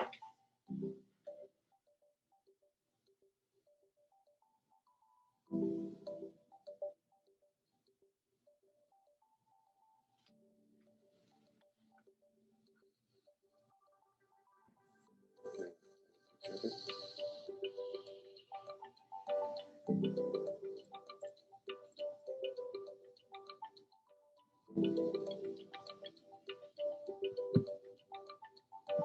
At the top of the artery, and we look slightly lower.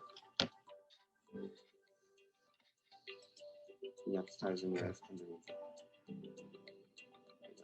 That's it. That's the nerve right above my needle. The artery is to the left of it. Much easier to see after the local anesthetic has been given.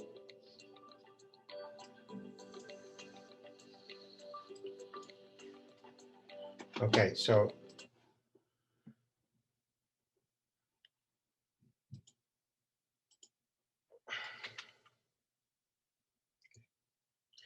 so we have here the IPAC block, which is infiltration between the popliteal artery and the capsule of the knee.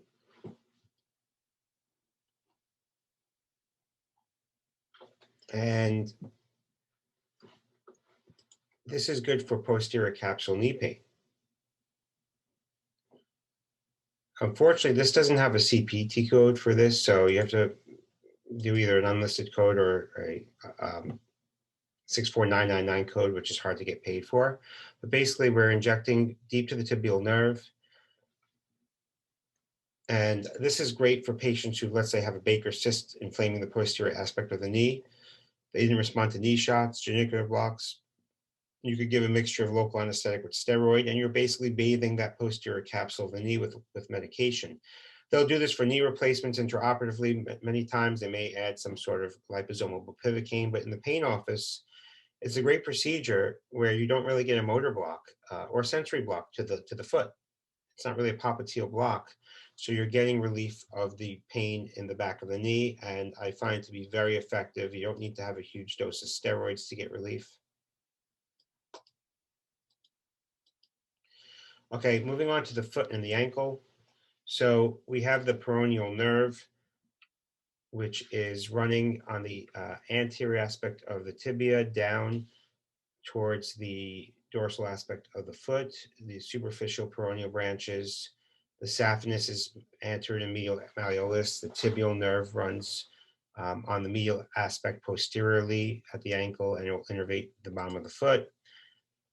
The saphenous nerve is identified a little bit anterior to the medial malleolus, and it's very small. We're talking about very distal branches of these nerves. So it's running next to the artery, or vein, I should say. And that's how you identify it based on the location and its proximity to the vein. And you can anesthetize it very easily.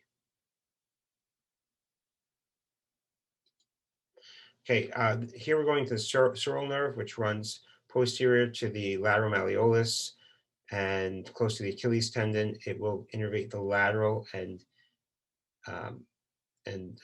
dorsal, excuse me, in the ventral aspect of the heel. And you can see here the innervation of the ankle nerves. The deep peroneal is the web space between the first and second digit. The peroneal covers the ventral aspect. The dorsal aspect of the foot, the ventral aspect of the foot or under the foot is mainly tibial nerve for the most part. You have some saphenous on the instep, but majority is the branch of the tibial nerve, the calcaneal nerve at the calcaneus. Then the lateral and medial plantars for underneath the metatarsals, and then the sural really for the posterior lateral aspect of the foot. Here's what the sural nerve looks like. Here's the Achilles tendon over here. We're taking an angle sort of oblique, and you can identify the other tendons. It's really kind of hard to appreciate this until you're really scanning it with an anatomy book next to you on a patient, and you can play with the probe. So that's the benefit to coming to the courses where you can do that. Your flexor hallucis longus right next to it. Here's another view.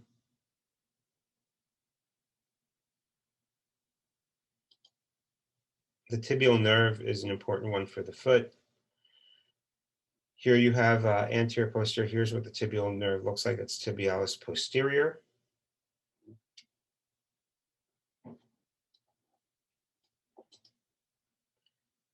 Here's scanning upwards.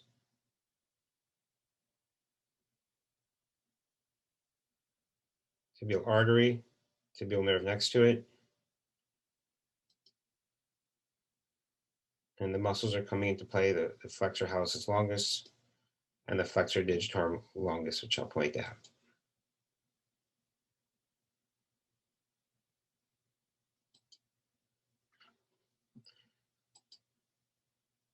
Okay, tibialis posterior is off screen here. However, you see soleus muscle and the flexor hallucis longus, and then the nerve.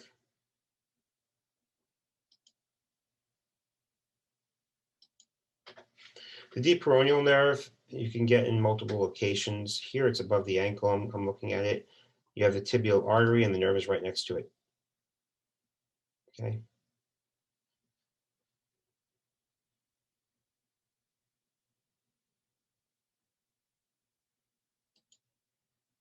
The superficial peroneal nerve in a similar location. I'm a little higher up here in the ankle. You can go on the foot and do this, but we're going proximal right now. Once again, something you play with at the course. You play with the ultrasound, and you can see. There's the nerve. It's pretty flattened, just like kind of reminds me of the carpal tunnel at the wrist, the median nerve, how it gets flat.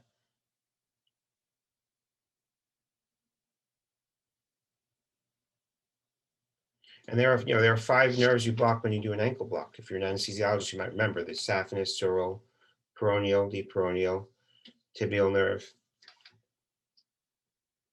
Okay, the tibial nerve divides into the medial plantar nerve, lateral plantar nerve, calcaneal branch, and the calcaneal branch may arise proximal or distal to the flexor retinaculum. Now, the flexor retinaculum of the foot is like that in the wrist. So this is the carpal tunnel of the foot, more or less, the tarsal tunnel syndrome. The difference is there are multiple branches, and not all of them will actually run through that retinaculum. So you can get variety. The nerve can get compressed here, and it can be irritated. When they do surgery to decompress, they actually may miss the branch and they may not help the patient. So patients may return. It's probably not one of the more common things you'll see in your pain practice, but you need to be aware of it. You may see it every now and then.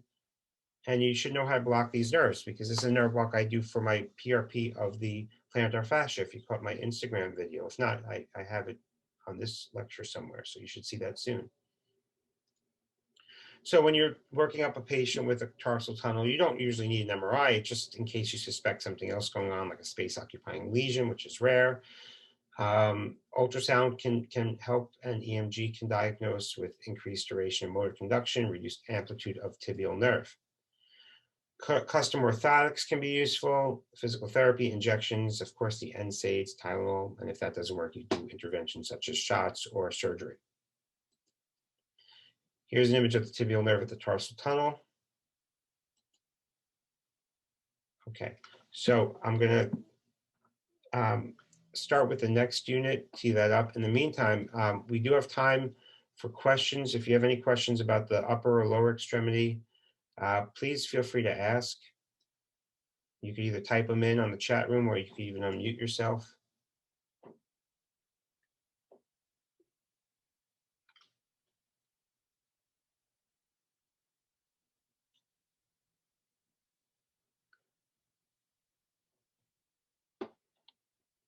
Okay, so I'm going to set this up for the next lecture, and let's reconvene around 12:30. I have one new message before we go. Can I go over the surface anatomy for scanning the suprascapular? Yes, okay, we have time for that. Let's do that right now. I'm going to review the suprascapular nerve before we move on. So let me just get back to the other presentation.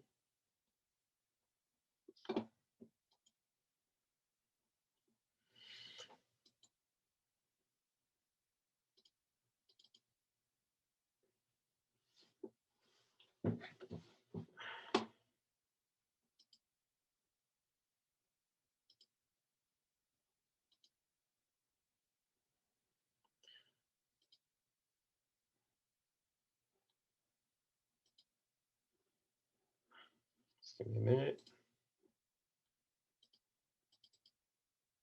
Okay, when we're doing the suprascapular, the spine of the scapula, that's palpable, right? That's what I look at as my starting point. It's a resting point. So I'm resting the probe on top of the spine of the scapula. And then I'm scanning lateral and medial to find the transverse scapular ligament and that typical image of where the nerve would dive down to. Okay, good. So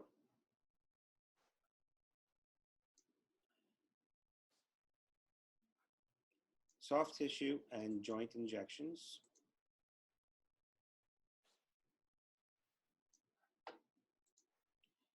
Okay, so you can do a lot with the ultrasound, especially with soft tissue and joints. This is a biceps tendon view. What we're doing here is we're following the biceps up. Biceps tendonitis is a very common thing we see in the pain office. Patients will strain their biceps muscle for varieties of reasons, and the pain will typically be manifested with tenderness on the biceps, with palpation, as well as any sort of strenuous activity that involves flexing the muscle. To find the biceps tendon, it's usually the long head that we're dealing with here. We're going to scan upwards on the biceps muscle, and you see the muscle starts to change. You start to see a whitish tendon structure forming in the center, and it's going towards what appears to be a groove in the humerus, which is at the bottom here. Okay. Here we are looking at the biceps long head in the bicipital groove. Overlying, we have the subscapularis fascia. Okay.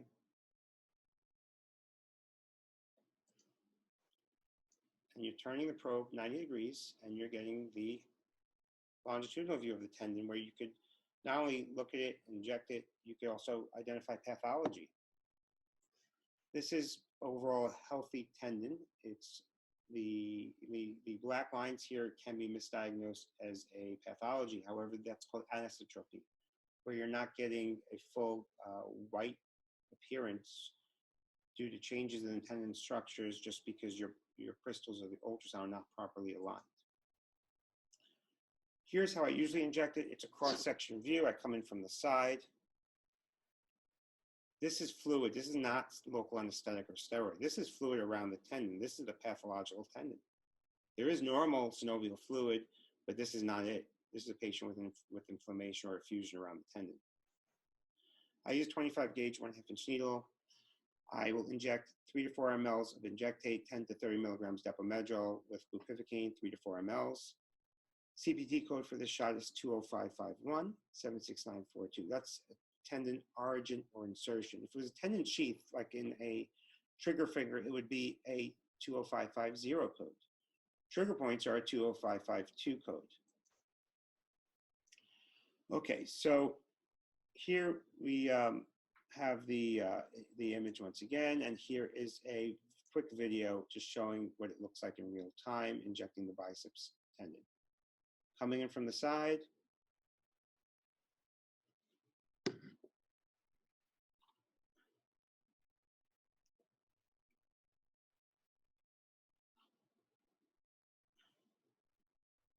Okay, the needle goes just up until the region of either the fluid or the peritendon space over here, and you would inject. It would appear black around the whole tendon. Unfortunately, I don't have the image of the full injection, but you get where the needle position is. Now, the distal tendon is less effective. Every now and then, as a pain doctor, you may need to anesthetize or inject this region. Best way is to have the patient flex their arm, and you look at the tendon as it inserts on the radius. So here you have the tendon, the ultrasound's over this region,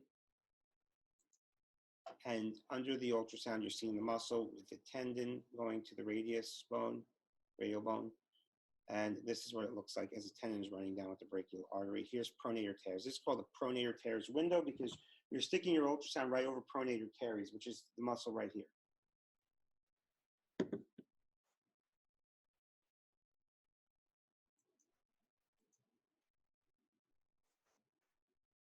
The acromioclavicular joint, something we see in the operating room, in the pain office, excuse me. Almost coffee time. Okay, so we have the acromioclavicular joint at the bottom of the screen here. Basically, it's involved with all ranges of motion except with cross-body adduction, and there can be pain when there's a problem with the AC joint, when you're reaching overhead especially. There can be pain radiating to the deltoid area with cross-body adduction. It has been noted, but this is usually caused by irritation of the underlying subacromial bursa inferiorly, not from the AC joint directly. You have to differentiate a acromioclavicular joint pain from calcific tendonitis, glenohumeral arthritis, adhesive capsulitis, and rotator cuff impingement. And there are a variety of maneuvers you could do to do this. The basic way to diagnose acromioclavicular joint arthritis is touch it. Touch the acromioclavicular joint. If it's tender, that's probably your diagnosis. And pain if they're pushing forward to 90 degrees with horizontal adduction, crossover test, or straight overhead pushing as in bench press exercise will further stress the acromioclavicular joint.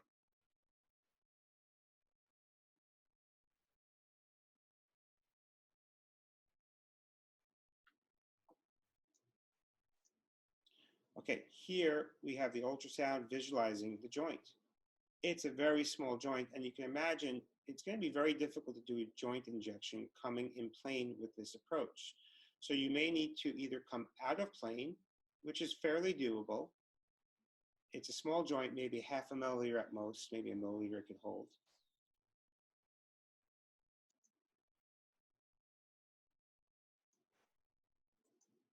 And scanning the clavicle from medial to lateral, you'll see here's the clavicle over here to the left, and the joint will appear right here, right there. You see that? When the bone disappears, that's the joint. So you can do an in-plane approach from above when you have this orientation.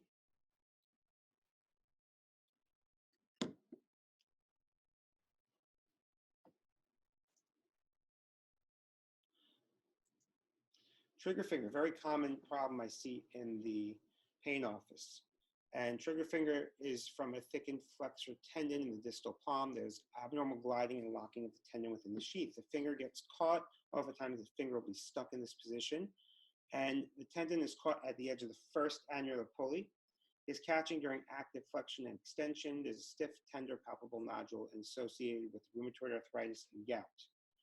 There's no real lab test for this. You could do a lab test to rule out the associated illnesses, such as check a hemoglobin A1C, fasting blood glucose, check rheumatoid factor. X-rays are rarely indicated and performed only if there's abnormal pathology existing. You could find loose bodies in the metacarpal phalangeal joint, osteoarthritic spurs on the metacarpal heads, avulsion injuries of the collateral ligaments. So here you're looking at the ultrasound longitudinal view of the tendons. You have the flexor digitorum superficialis tendon above, and then below it you have the profundus, the flexor digitorum profundus tendons. You can wiggle the fingers to see them move as well. This is a carpal metacarpal joint, MCP joint. The steroid injection has classically been the first line. Once again, the code is 20550. Treatment is 76942. Less commonly performed, you have splints where they hold the joint at 10 to 15 degrees of flexion, leaving the proximal interphalangeal phalange and the distal interphalangeal joint free. Surgery is indicated if there's failure after 2 injections in some practices, and surgical release of the A1 pulley is the type of procedure that they perform. So here's a cross section of the trigger finger of the tendon right here. Around it, you see an effusion. You may see an enlarged tendon, or the tendon may not look healthy when you do this block. This is the bone shadow. These are the metacarpal bones. Here, once again, in the longitudinal view and the cross-section view, you can see the difference. You have the tendon sheath on one, cross-section on another, and the orientation of the ultrasound. I use a 25 gauge 1.5 inch needle for this. Low volume, low dose steroid and local anesthetic, 10 to 20 milligrams declomedrol, 1 to 2 mLs of bupivacaine. Total injected would be 1 to 2 ml volume. You can feel the tendon sheath get distended with injection, and you may need to use an outer plane approach because you need to avoid tendon rupture here. And if you go in plane, you may not be able to see your needle tip. It may be quite challenging to do this properly. Decrevines tenosynovitis is another disease we see in the pain office. There's thickening of an accumulation of a mucopolysaccharide in the sheath of the abductor pollicis longus tendon and the extensor pollicis brevis tendon. The extensor retinaculum is a fibrous band attached to the radius and prevents bowstringing of the extensor tendons off the dorsum of the wrist. Patients will complain of pain near the base of the thumb, swelling near the base of the thumb, difficulty moving the thumb and wrist when grasping or pinching during activities. A sticking or a stop-and-go sensation in the thumb when moving may occur. Patients will have a positive Finkelstein sign, which is when the examiner grasps the thumb and ulnar deviates the hand sharply. If sharp pain occurs along the distal radius, at the top of the region or close to the wrist, the decrevines is likely. Eichhoff's test is typically described as the examiner grasping the ulnar deviated hand when the person has their thumb held within their fist. If sharp pain occurs at the distal radius, decrevines is suspected, but this is most likely to produce a false positive.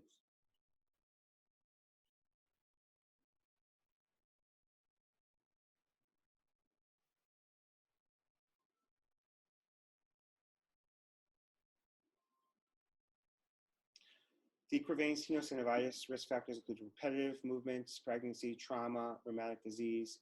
The differential is osteoarthritis of the first metacarpal joint, or the ganglia, Wartenberg syndrome, infectious tenosynovitis, and Wartenberg syndrome is entrapment or mononeuropathy of the superficial branch of the distal radius nerve. It presents as numbness, tingling, and weakness of the posterior aspect of the thumb. Decrevines treatment would be NSAIDs, immobilizing splint, physical therapy, occupational therapy, TENS unit, a steroid injection, and possibly surgery, as there may be risk to the radius nerve, which is sensory at this region. And there's a picture of the tendon. Once again, here's an ultrasound view of deeper veins, which is known as a tenosynovitis. You have the radial artery, radial bone, the adductus pollicis longus muscle, the extensor pollicis brevis muscle. You're scanning the radial aspect of the wrist. Extensor pollicis brevis and adductor pollicis longus tendons are both involved because they share a common tendon sheath. It can be caused by overuse movements that require, any movements that require repetitive extension or abduction of the thumb. It's a superficial injection, so the risk is skin atrophy and hypopigmentation may also occur.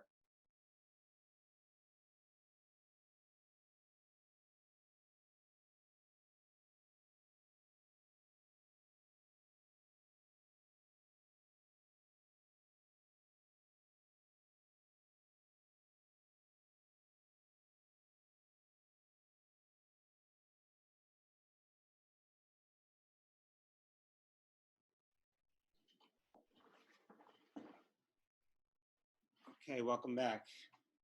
Before we continue, there was a question about the genicular nerve blocks, and the question was what I used for the genicular nerves prior to radiofrequency ablation. I treat the genicular nerves like the medial branch nerves, so when we're doing diagnostics, I do the first one with lidocaine 2%, the second one with bupivacaine, either 0.25% or 0.5%. After 2 diagnostic blocks with over 50% relief, then I'll offer the patient radiofrequency ablation.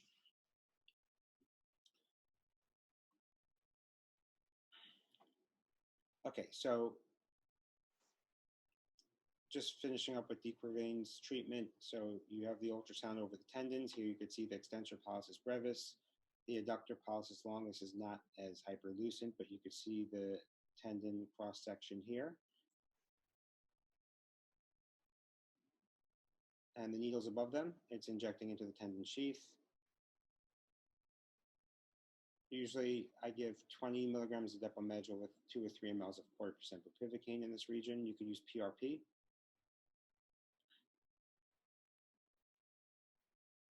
Just be careful not to inject into the tendons, of course. Okay, of note, you do have 2 different branches of the radial nerve, as the nerve will split prior to the region where I'm injecting the deeper veins. So you may get a paresthesia. Be very careful with that. Sometimes the tendons look like the nerves or vice versa. So ask the patient to wiggle or move their thumb in this case. And you should be able to notice that the tendons are moving, the nerves are not moving as much.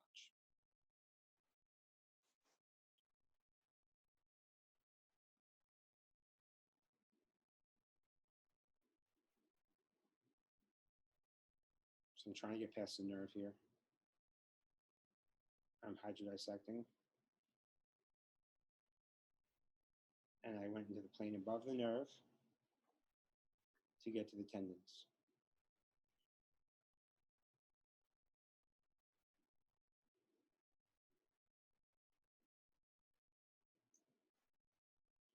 Okay, here's the knee with an ultrasound. The orientation is longitudinal onto the tibial condyle and the femur.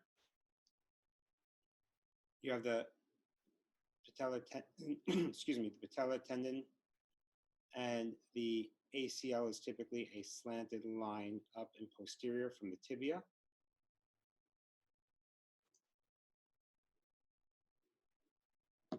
Here's another tendon. This is the extensor tendon on the elbow. Reasons for lateral elbow pain could be inflammation of the extensor tendon or lateral epicondylitis, the lateral radial collateral ligament, the posterior interosseous nerve, which is a deep branch of the radial nerve, exiting the radial tunnel and pierces the supinator, where it gives motor innervation. And then this dives deep to the arcata froth.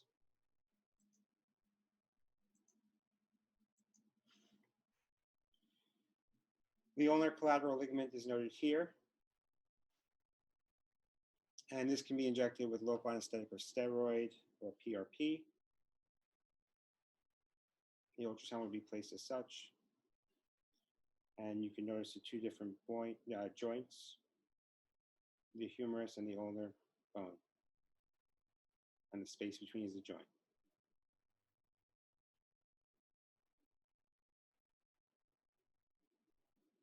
Tennis elbow.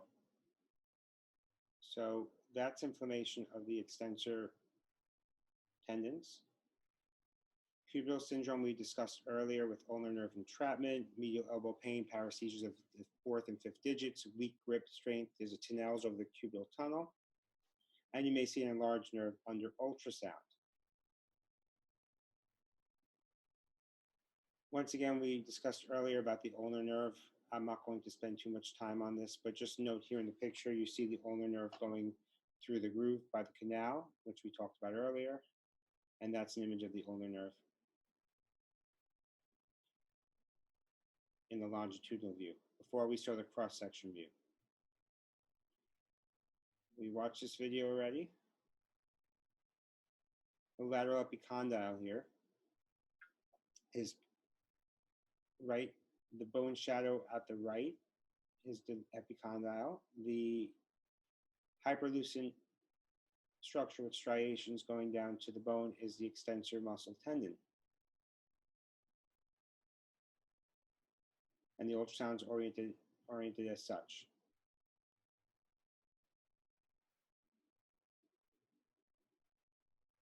Lateral epicondylitis is also known as tennis elbow. It's chronic symptomatic degeneration over the wrist extensor tendons involving their attachment to the lateral epicondyle of the humerus. It is called epicondylitis, but it's actually a tendinosis. It should not be called epicondylitis. It's a tendinopathy. The condition affects between 1% and 3% of the population, generally affects the middle age without gender predisposition.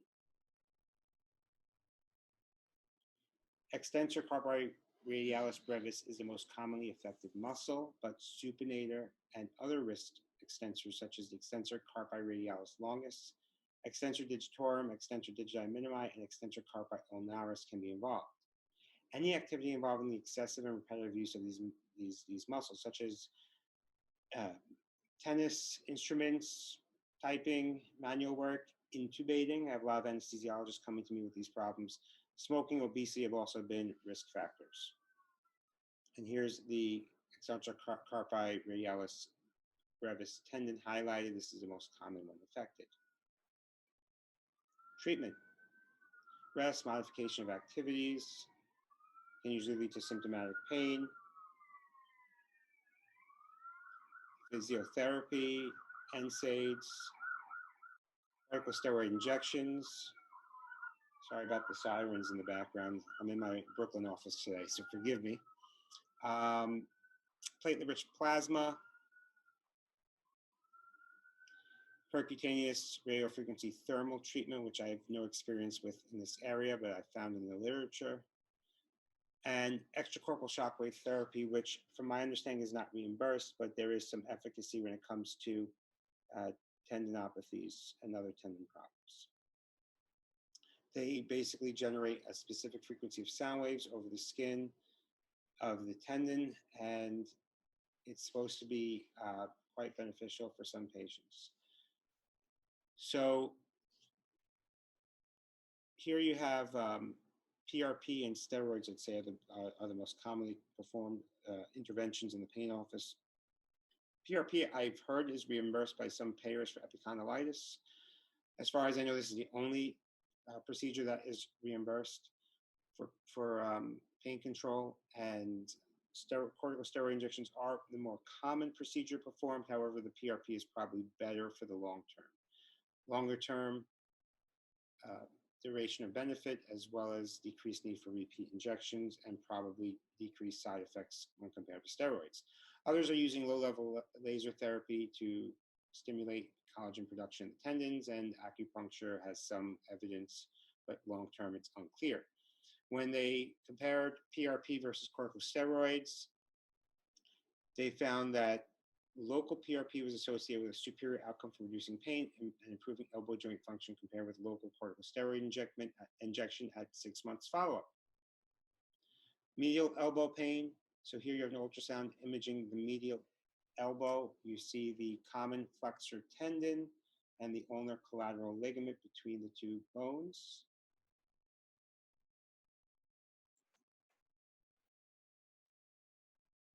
Golfer's elbow is caused by pathology of the common flexor tendon from overuse as it inserts on the medial epicondyle. It typically arises in the 4th and 5th decade of life, but occurs with a much lower incidence. There's greater association with occupation than sports, usually with forceful repetitive work factors than more forceful work than repetitive work being the major contributor. Usually pronator teres and flexor carpi radialis are affected, but the medial epicondylitis can involve any and all the flexors of the pronator group. Patients will present with pain on the medial aspect of the elbow that's exacerbated by resisted forearm pronation and wrist flexion. Here's a picture of where the pathology is, and here's the tendon inserting on the medial epicondyle. When doing these injections, I'll typically have the patient have their elbow flexed and put the ultrasound here. Sometimes the ultrasound gets in your way, and you need to kind of get posterior to the probe to do an in-plane injection and be quite careful not to inject in the tendon. If it's resistant, do not inject. Also, you have the ulnar nerve nearby, so you want to be really careful. So other reasons for medial elbow pain, ulnar collateral ligament pain, which you see in pictures, and less commonly javelin throwers. And here's an image of the ulnar collateral ligament, as well as where the ultrasound would be to image the ligament. Posterior elbow, you have the triceps tendon and the humerus. I'm basically just imaging like this. You could also do a cross-sectional view. Okay, back to the knee. We went over the slide already. Here's a knee injection. So what we're doing is we're scanning in a longitudinal view the knee joint. And to the right of the screen, you have here the femoral bone. And as you scan inferiorly, you have the tibia. The space between is a joint space. And we're going to go slightly medial to the patella. I'm going to use an out-of-plane approach in which I won't see my whole needle. However, I'm getting the landmarks of the joint to avoid encountering bone on the injection. Okay, press save the camera. No, I meant, yeah, the movie film. Pinch. As you can see, there's fluid going into the joint. You can't really see the needle so well because it's an out-of-plane approach. However, we have a nice smooth injection. I'm done. Okay, so when in that view, in that level, I'm basically using the ultrasound to avoid touching the bone when I inject, because touching the bone can be more painful for the patient. A knee shot's very easy to do in general. And here is another knee injection in which I'm doing it in plane with a transverse view. And by the way, the last probe I had a completely sterile covering on. This one I've been using a lot of the images you see. I put tegaderm on the edge of this type of probe. So it is sterile. However, the handle is not sterile. Right there?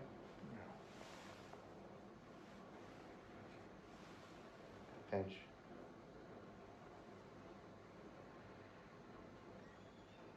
I'm sorry. Sorry about that. Right there?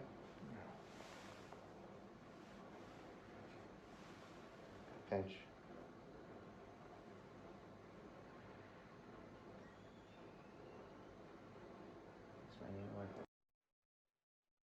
Okay. The needle is really behind here. I put this highlight here so you could see where I am better. And the local is going over here. Here's a patellar tendon. And those are the main relevant structures. Housemaid's knee, it's prepatellar bursitis. In general, when in a healthy knee, above the patella, just a thin black line is the bursa. If you see a larger black line or swelling external, superficial to this, there's an effusion. The lateral collateral ligament of the knee appears almost like that of the arm, of the elbow, right? But just larger, connecting lateral femur to the fibula. Iliotibial band There's lateral knee pain or lateral thigh pain. Usually it's very tender, 1 to 2 centimeters above the lateral knee, worse with running downhill and activity. There's lateral synovial recess inflammation from the iliotibial band rubbing against the epicondyle. This is seen in limb length discrepancies, genovarums, overpronation, hip adductor weakness, myofascial restrictions. And here I'm just running the probe along the iliotibial band, up and down. The band is superficial and it divides as you get lower, so there are deeper fibers closer to the knee, and then running back up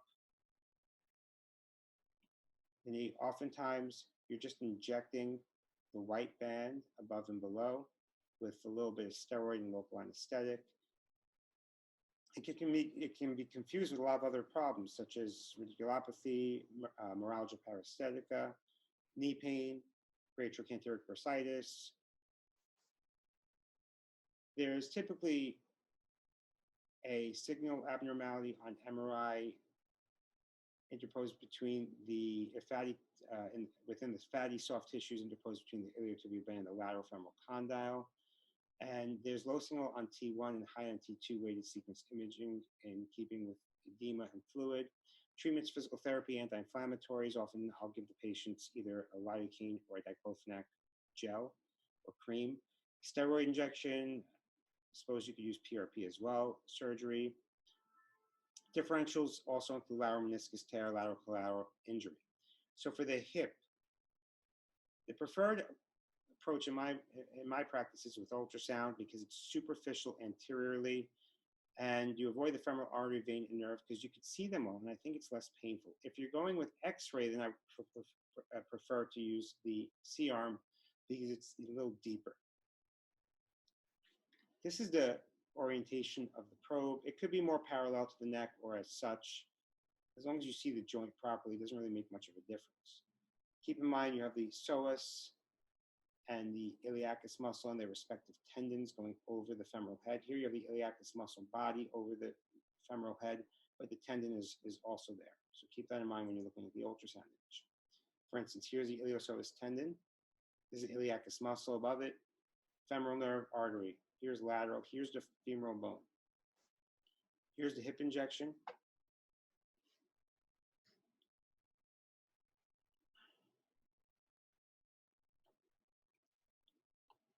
Using a 25 gauge, 3.5 inch needle.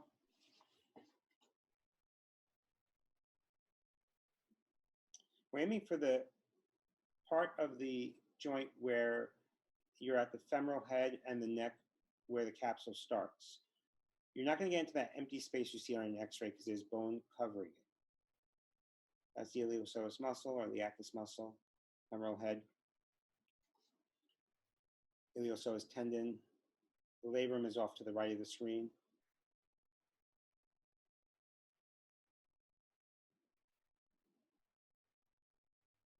The needle is now resting on the femoral head and I'm injecting. Usually 20 to 40 milligrams of depomedrol methylprednisolone with 0.25% bupivacaine, 3 or 4 mLs.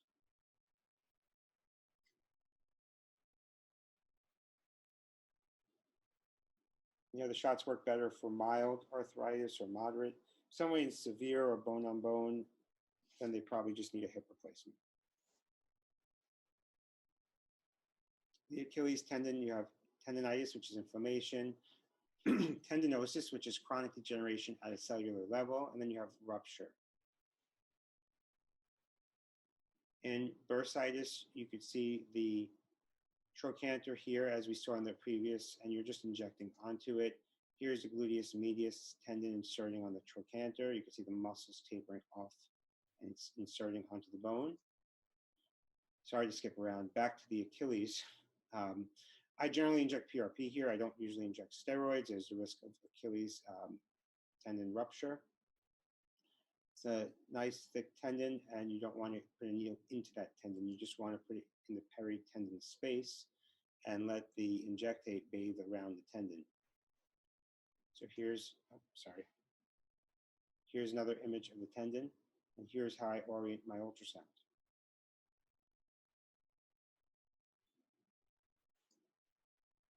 tarsal tunnel we discussed earlier, you have a compressed tibial nerve. Once again, the tibial nerve is here. Peroneal tendonitis, you can have inflamed tendons of the foot. And just as an FYI, most tendons look very much alike. It's really just knowing your anatomy, knowing where to look for them. Plantar fasciitis. Oftentimes there's pain by the heel. Palpation can cause severe pain. It's the most common cause of heel pain. It's greatest amongst 40 to 50-year-olds with a 2-to-1 female to male preponderance. There's microscopic tears of the fascia. There's inflammation, fibrosis, myxoid degeneration of collagen tissue. So this is what it looks like when you're looking at the calcaneus as it ends and the fascia begins.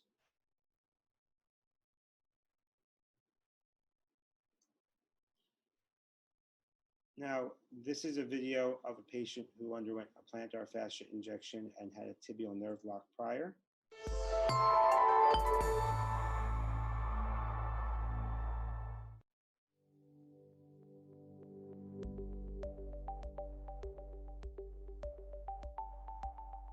So this patient suffering from plantar fasciitis related to a heel spur, I'm going to give her a PRP injection, platelet-rich plasma, to reduce inflammation and promote healing. Prior to doing that, I'm going to give her a tibial nerve block to reduce the pain so that I don't need to put any local anesthetic with my PRP. I don't want anything to interfere with the activity of the PRP. So I'm going to go proximal to the tibial nerve, which innervates the medial and inferior aspect of the foot, and will hopefully give her enough anesthesia for the procedure. So to find the tibial nerve, I'm locating the medial malleolus. I visualize the nerve next to the artery.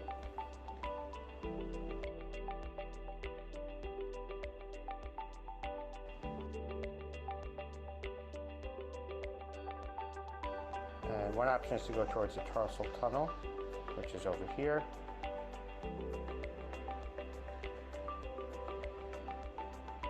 You have Tom, Dick, and Harry, tibialis posterior, followed by flexor digitorum, and then flexor hallucis longus.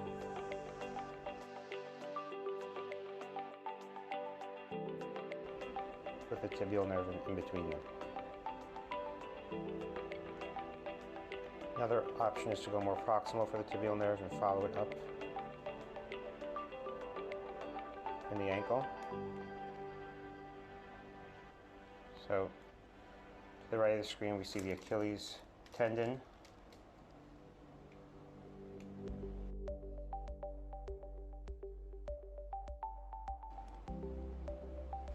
We're going to give her a little vapor coolant spray for skin anesthesia.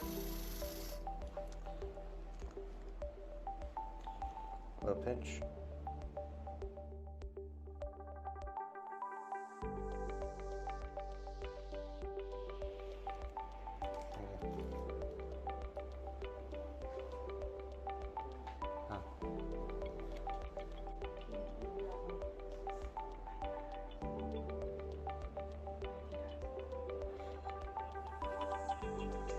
So as you see, here's my needle.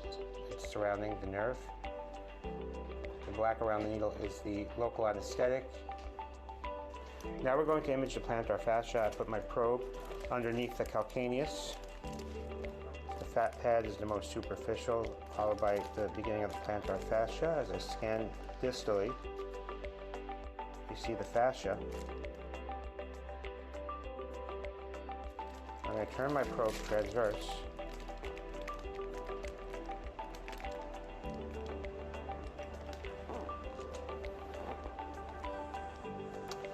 And my point is anterior to the calcaneus. That's where I enter my needle, aiming towards the center of her foot. The plantar fascia is this layer right here.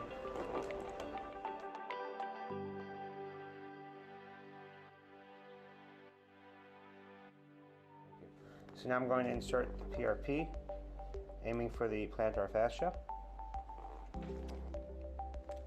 Little pinch, Regina. Good. Feel that? Very little. Good. And you can see my needle entering into the fascia. I'm depositing the PRP superior to the fascia, as well as into the fascia. If there's resistance, I'm not injecting.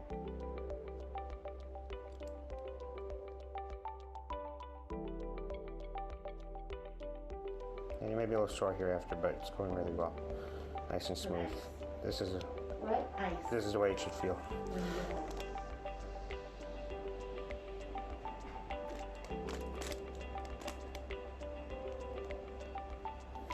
So basically this patient underwent a tibial nerve block prior to the PRP injection. The PRP was injected into the plantar fascia, which can be a painful shot. The tibial nerve block alleviated the symptoms or the pain of the injection. The PRP is now on the plantar fascia. It may take a few days to weeks to work, but will hopefully give her pain relief superior to that of steroids.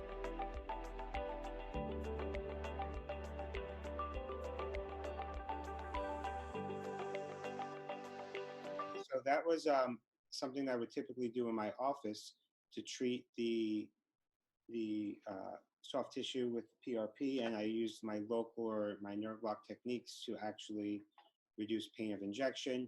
This patient's doing great right now. This is about 4 months after she had that PRP shot. It was sore for a week. By the way, the tibial nerve block lasted almost a day. She had just from some bupivacaine. She was numb for a long time. And what else can I tell you? She's also had sacroiliac joint PRP, PRP in the facet joints of her lumbar spine, as well as some cervical facet PRP, and she's doing fantastic.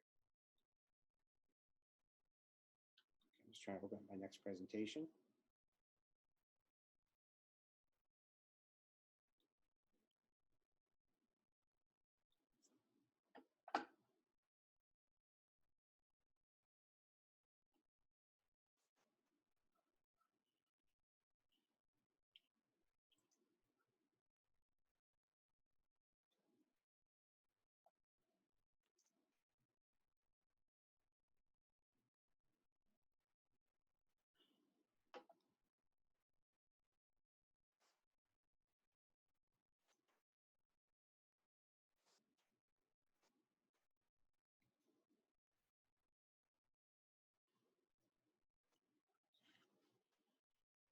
So just give me a moment here.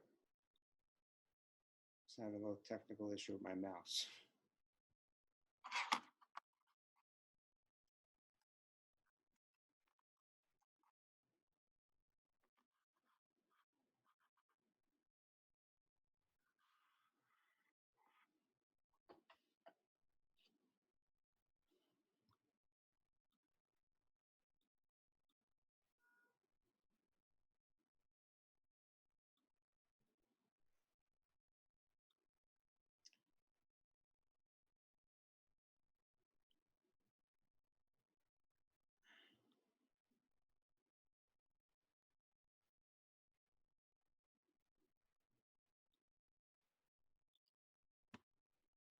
Okay, sorry about the delay.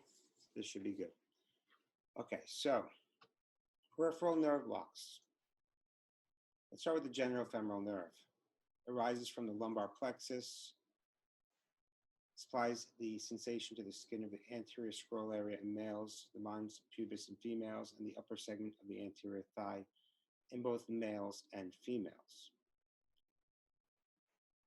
Here's the ductus deferens, the testicular artery. Spermatic cord is this whole honeycomb-shaped region here, pubic tubercle here. And the actual genitofemoral nerve is sometimes hard to identify. While distinct from the femoral nerve, this genitofemoral nerve originates from the upper lumbar segments of L1 to L2, and it runs as such. It descends inferiorly piercing through the psoas major muscle before emerging onto its anterior surface, and the nerve traverses the retroperitoneum, descending over the anterior surface of the psoas muscle. I typically block this nerve when I'm treating a patient who's had a hernia repair and has persisting pain radiating to the testicle. And it's either the genitofemoral nerve, the genital branch of that nerve, or it's the ilioinguinal nerve that's entrapped. And I usually will just do process of elimination, usually by a physical exam, You could tell by their complaint by where the tenderness is, but sometimes you can't, and you need to do a diagnostic nerve block. So here's an image of the nerve. Okay, it's just a hyperlucent structure. I judge as being 1 o'clock of that artery right there. And finding the artery Doppler is a smart thing in this region because there's a lot of structures that can mimic the look like the artery, and you need to distinguish between the artery and the ductus deferens or the vas deferens. The nerve continues inferiorly, ultimately separating into the femoral and general branches. The genitofemoral nerve reaches the groin, enters the deep inguinal ring, coursing through the inguinal canal. And here's a picture of a nerve block. I'm just getting the 25 gauge, 3.5 inch, 1.5 inch needle into the region around the genitofemoral nerve. And that's my approach, from lateral to medial. Neuralgia paresthetica is a lateral femoral cutaneous mononeuropathy. If it can be misdiagnosed, there's a lot of mimickers. It can be misdiagnosed as hip pain, radiculopathy, greater trochanteric bursitis. Typically, there's dysesthesia or anesthesia in the distribution of the lateral femoral cutaneous nerve. Patients will report burning, coldness, lightning-like pain, deep muscle achiness, tingling, anesthesia, or hair loss in the anterior lateral thigh. It can go on untreated for years. Often you'll see this in patients who wear tight belts or they are obese. It's primarily a sensory nerve, but also has some efferent sympathetic fibers with vasomotor, pilomotor, and supramotor impulses. Its origin is variable. L2 and L3 is most common, L1 and L2 sometimes, L2 alone, L3 alone at times. It's associated with the femoral nerve as it passes through the inguinal ligament, or may anastomose with the femoral nerve distal to the ilioinguinal ligament. Occasionally, it's absent and may be replaced by a branch of the ilioinguinal nerve, and it's frequently found passing through the split lateral attachment of the iliac ligament. As the nerve curves medially and inferiorly around the anterior superior iliac spine, it may be subject to repetitive trauma, as this is a fiber osseous tunnel. It provides cutaneous innervation of the lateral thigh, once again, L2 and L3, goes under the inguinal ligament, in case you missed that last time. It's 2 centimeters medial to the anterior superior iliac spine, and then it runs superficial to sartorius and divides below the muscle and into anterior and posterior branches. The nerve is superficial to the iliacus muscle and between the fascia iliaca and the fascia lata. Okay, so here you have the nerve when you're looking down medial to the anterior superior iliac spine. That's the iliacus muscle over there. The ASIS is on the right side of the image. It's the bone shadow that you see. That's a sartorius muscle, and you're seeing the nerve as it courses above the muscle, and the iliacus is deep to it. Once again, as a branch goes under the sartorius, you're seeing it. The peroneal nerve and the popliteal fossa. The peroneal nerve can get impinged at the fibular head. Classic anesthesia question on the boards, right? The patient is in the lithotomy position for a prolonged period of time, or gets a foot drop from trauma to the lateral knee or lower leg. Look at the peroneal nerve. Here is a cross-section of the fibula head, and look how close the peroneal nerve is to it. Once again, this is where the ultrasound is positioned to find this. The intercostal nerve block. Introduction. The block is so old. In the early 1900s, they've been blocking this nerve. They've been using local. Probably back then they used cocaine to block it, which we obviously are not using anymore. Maybe they use lidocaine. And the nerve runs under the artery. You could use a neurolytic such as alcohol or phenol, pulse radio, or, pulse radiofrequency, or cryotherapy. There are 12 pairs of thoracic spinal nerves, T1 through T12. They're divided into the ventral and dorsal rami as they pass through the intervertebral foramen. The ventral rami form the intercostal nerves that enter the intercostal space. The ventral ramus of T12 forms a subcostal nerve that is located inferior to the 12th rib. Here are the positions that your ultrasound will be on when you're looking at these nerves, either getting a cross-sectional view below or a longitudinal in-plane view above. T1 through T12 passes posteriorly to supply sensation to the skin, muscles, bone, and back. The nerves are composed of the dorsal horn sensory afferents, ventral horn motor efferents, and postganglionic sympathetic nerves. The major branches are anterior and lateral. CPT code for blocking this is 64420 plus 64421. You could do this under fluoroscopy or ultrasound or blind. Of course, I recommend ultrasound. And to note, the lateral branches of the nerve give fibers that run anterior and posterior. Therefore, you can do a block proximally and distally, distal block and get proximal anesthesia because the nerve wraps around of the skin. I'm talking about anesthesia of the skin. In the olden days, they used to do this block blind where you palpate the rib and then you insert the needle to contact the rib. You pull the skin down and walk off the rib 1 to 2 millimeters, aspirate and inject. Remember, the intercostal space has one of the highest vascular uptakes of any location to do a nerve block, so be very careful when you're doing this block. And you don't want to go in any more than 5 millimeters to prevent pneumothorax. Of course, it varies from patient to patient. Some patients may be 2 millimeters. So you have to be smart about how you do this. And of course, I wouldn't do it unless I didn't have an ultrasound available, but I would do this with an ultrasound. So here's an image of the nerve artery vein. And here's where you can get the, here's the lung, here's the intercostal muscles. This is the position that probe is in. Ultrasound gives high resolution, real accuracy, because you could see the nerve, you could see the rib, you could see the lung, you could see the pleura moving. It's fairly cheap these days. The ultrasounds have come down in price. And of course, it's all cheaper than getting a pneumothorax, hurting a patient, getting sued, if we're going to talk dollars and cents. There's plenty of articles to support the use of an intercostal nerve block for various reasons. They've used it for post-anesthetic, for intraoperative pain relief for a nephrolithotomy at T12. They've used it for thoracotomies. They've used it for all sorts of procedures. So here's a cross-section of the rib. The pleura is here, and in real time, this is actually moving with the lung. And the intercostal muscles are here. The nerve is right here under the rib.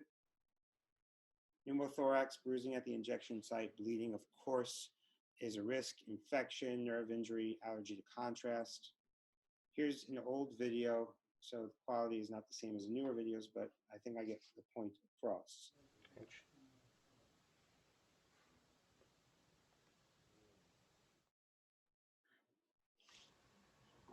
This is useful for flail chest, rib fractures. Of course, you have to do each individual rib, which has a disadvantage because it's a lot of shots. Always aspirate before you inject.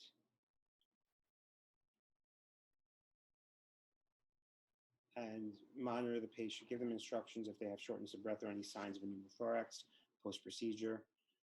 But you don't need to routinely get an x-ray if you do this under ultrasound in your pain office and there's no suspicion of pneumothorax. There's more articles about lengthening hospital shortness of stay, even getting symptomatic relief with postherpetic neuralgia, which I've seen varying responses to. I wouldn't swear by any of these blocks for postherpetic neuralgia, but some of them do help.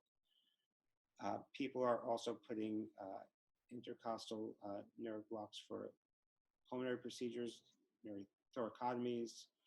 I see it with a lot of post-thoracotomy pain. I do this intercostal nerve block for. People are using I found a report of tetracaine for postherpetic neuralgia.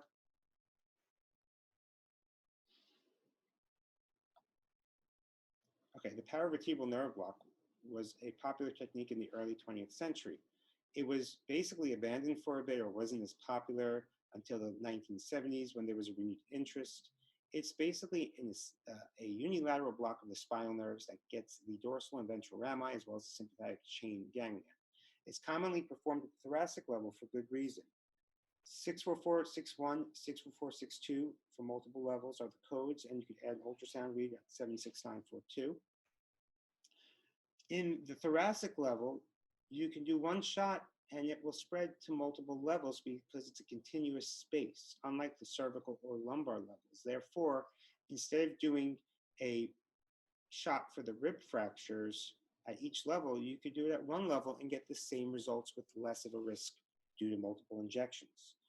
It's used for surgical and non-surgical techniques. This paravertebral nerve block, open thoracotomies, VATS, breast surgery, minimally invasive cardiac surgery, renal surgery, open or laparoscopic cholecystectomy, appendectomy. There's also non-surgical indications, post-herpetic neuralgia, post-thoracotomy, pain, fractures of the ribs, labor pain. People are using it for pain from mesothelioma. I mean, I've never done this for labor pain or mesothelioma pain, or even for hyperhidrosis. These are just indications I found in the literature. So posteriorly, you have the superior costotransverse ligament, which is a continuation of the internal intercostal muscle. Anterior laterally, you have the parietal pleura. Medially, you have the vertebral bodies, intervertebral foramina, and the intervertebral discs. The paravertebral space in the thoracic spine is wedge-shaped, running the length of the thoracic vertebral column bilaterally. Unlike the cervical and lumbar regions, like I mentioned earlier, there is continuity, allowing for the medication to spread. So here you have the approach when you're going in plane transverse view. Okay, the ultrasound is close to the spine, oriented like this on someone's back. You take an angle to avoid contacting the lung and get more or less to this corner over here where the needle tip is. Patient can be sitting on the side in the decubitus position or prone.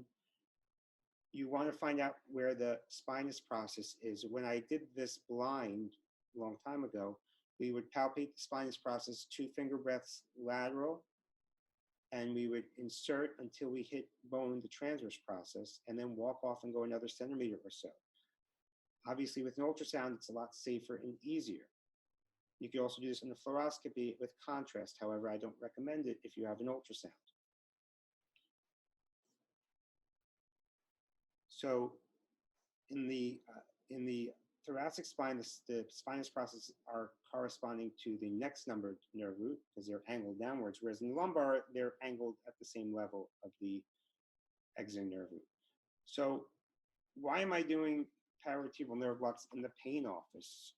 Well, I see patients who've had spinal cord stimulator insertion pain at the thoracic level. I have patients, and they respond beautifully to this. I've had patients who have thoracic radiculopathy from a disc herniation in the thoracic level. Less common than cervical lumbar, but I see it. And in my opinion, it is safer to do an ultrasound-guided paravertebral nerve block than an epidural at this level because there's no spinal cord where I'm working. Are there arteries? Yes. You have to be very careful, and I often use dexamethasone and not a particulate steroid.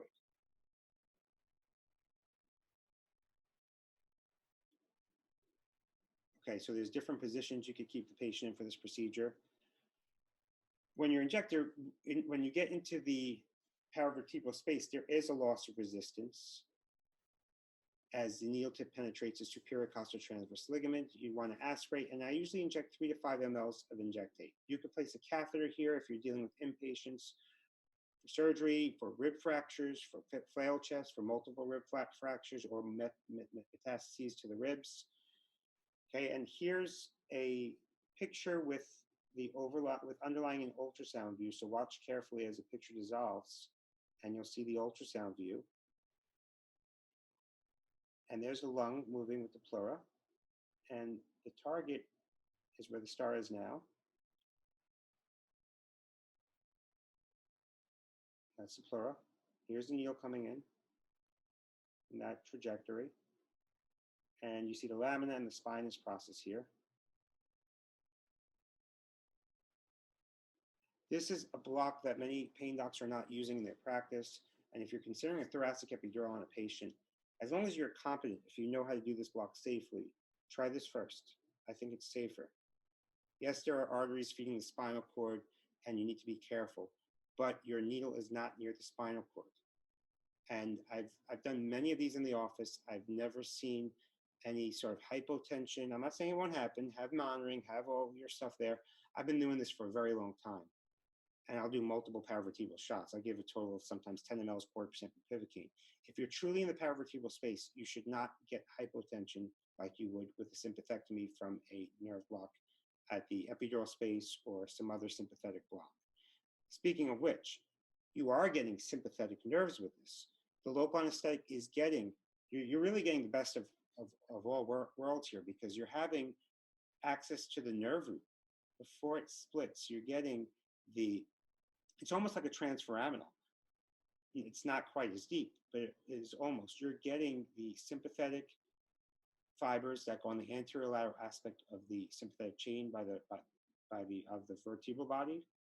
You're getting the nerve as it branches out into the medial branch, so even for axial symptoms, and you'll get a lot of relief. I've even been able to treat visceral pain of the pancreas by doing a paravertebral nerve block on a patient. It didn't last so long, but I was able to get a patient who was in my office with pancreatic cancer pain and needed an acute shot. I didn't feel comfortable doing celiac plexus with ultrasound in my office. So I did the paravertebral at T8 or so, and the patient had relief. It lasted like a week or so. Complications: failed block, hypotension, vascular puncture, pleural puncture, pneumothorax, and I'm sure there's other issues that can happen. This is a longitudinal view, and here I'm just showing you the orientation of my probe. I'm going longitudinal because I'm between the scapula. It's very hard to do a transverse view because the scapular bone's in your way. And I'm just inserting a needle and I'm anesthetizing the soft tissue, the rhomboids here. And you'll see that the star is actually the target. The needle tip gets just above that to the intercostal muscle region, and then the video cuts out. So I hope you get the idea of how this is. The pleura is right below this right here. So the target is to get right a little bit, maybe under the star in that region, and that should give you good spread. There's plenty of research supporting the paravertebral nerve block for a variety of indications.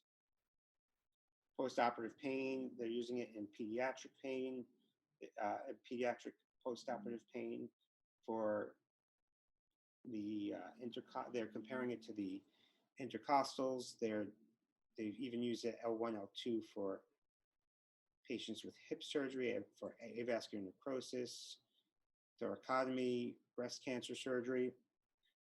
People are neurolysing this for cancer pain. Okay, moving on to the head, occipital headaches, which we see a lot in the pain office. So pain radiating from the occiput anteriorly, secondary to compression as the nerve exits. There's fibrosis, muscle spasm, and other problems that can cause the occipital headache. It can be related to cervicogenic headache related to cervical pain, because the occipital nerves do originate from the cervical nerves, C2, C3. When you're doing the occipital nerve block, the blind approach was to palpate the occipital notch, feel the artery, give a field block of 4 mLs or so of local. Now with the ultrasound, we can use lower volumes. The anatomy that you need to know is the atlas, the axis. The C2 spinous process is bifid, meaning there's two horns, you could say, of the spinous process. The obliquus capitis inferior muscle, note right here, okay? The occipital nerve runs right over that muscle, so remember that because we're going to watch a video soon. The spinous capitis muscle is over all of that, and it runs in a different direction. And the lamina of C2 is located around this level where the obliquus capitis inferior muscle is. The greater occipital nerve is hyperechoic above this obliquus capitis inferior muscle. So here is the bifid spinous process. And here's the orientation of your ultrasound. And here's the video.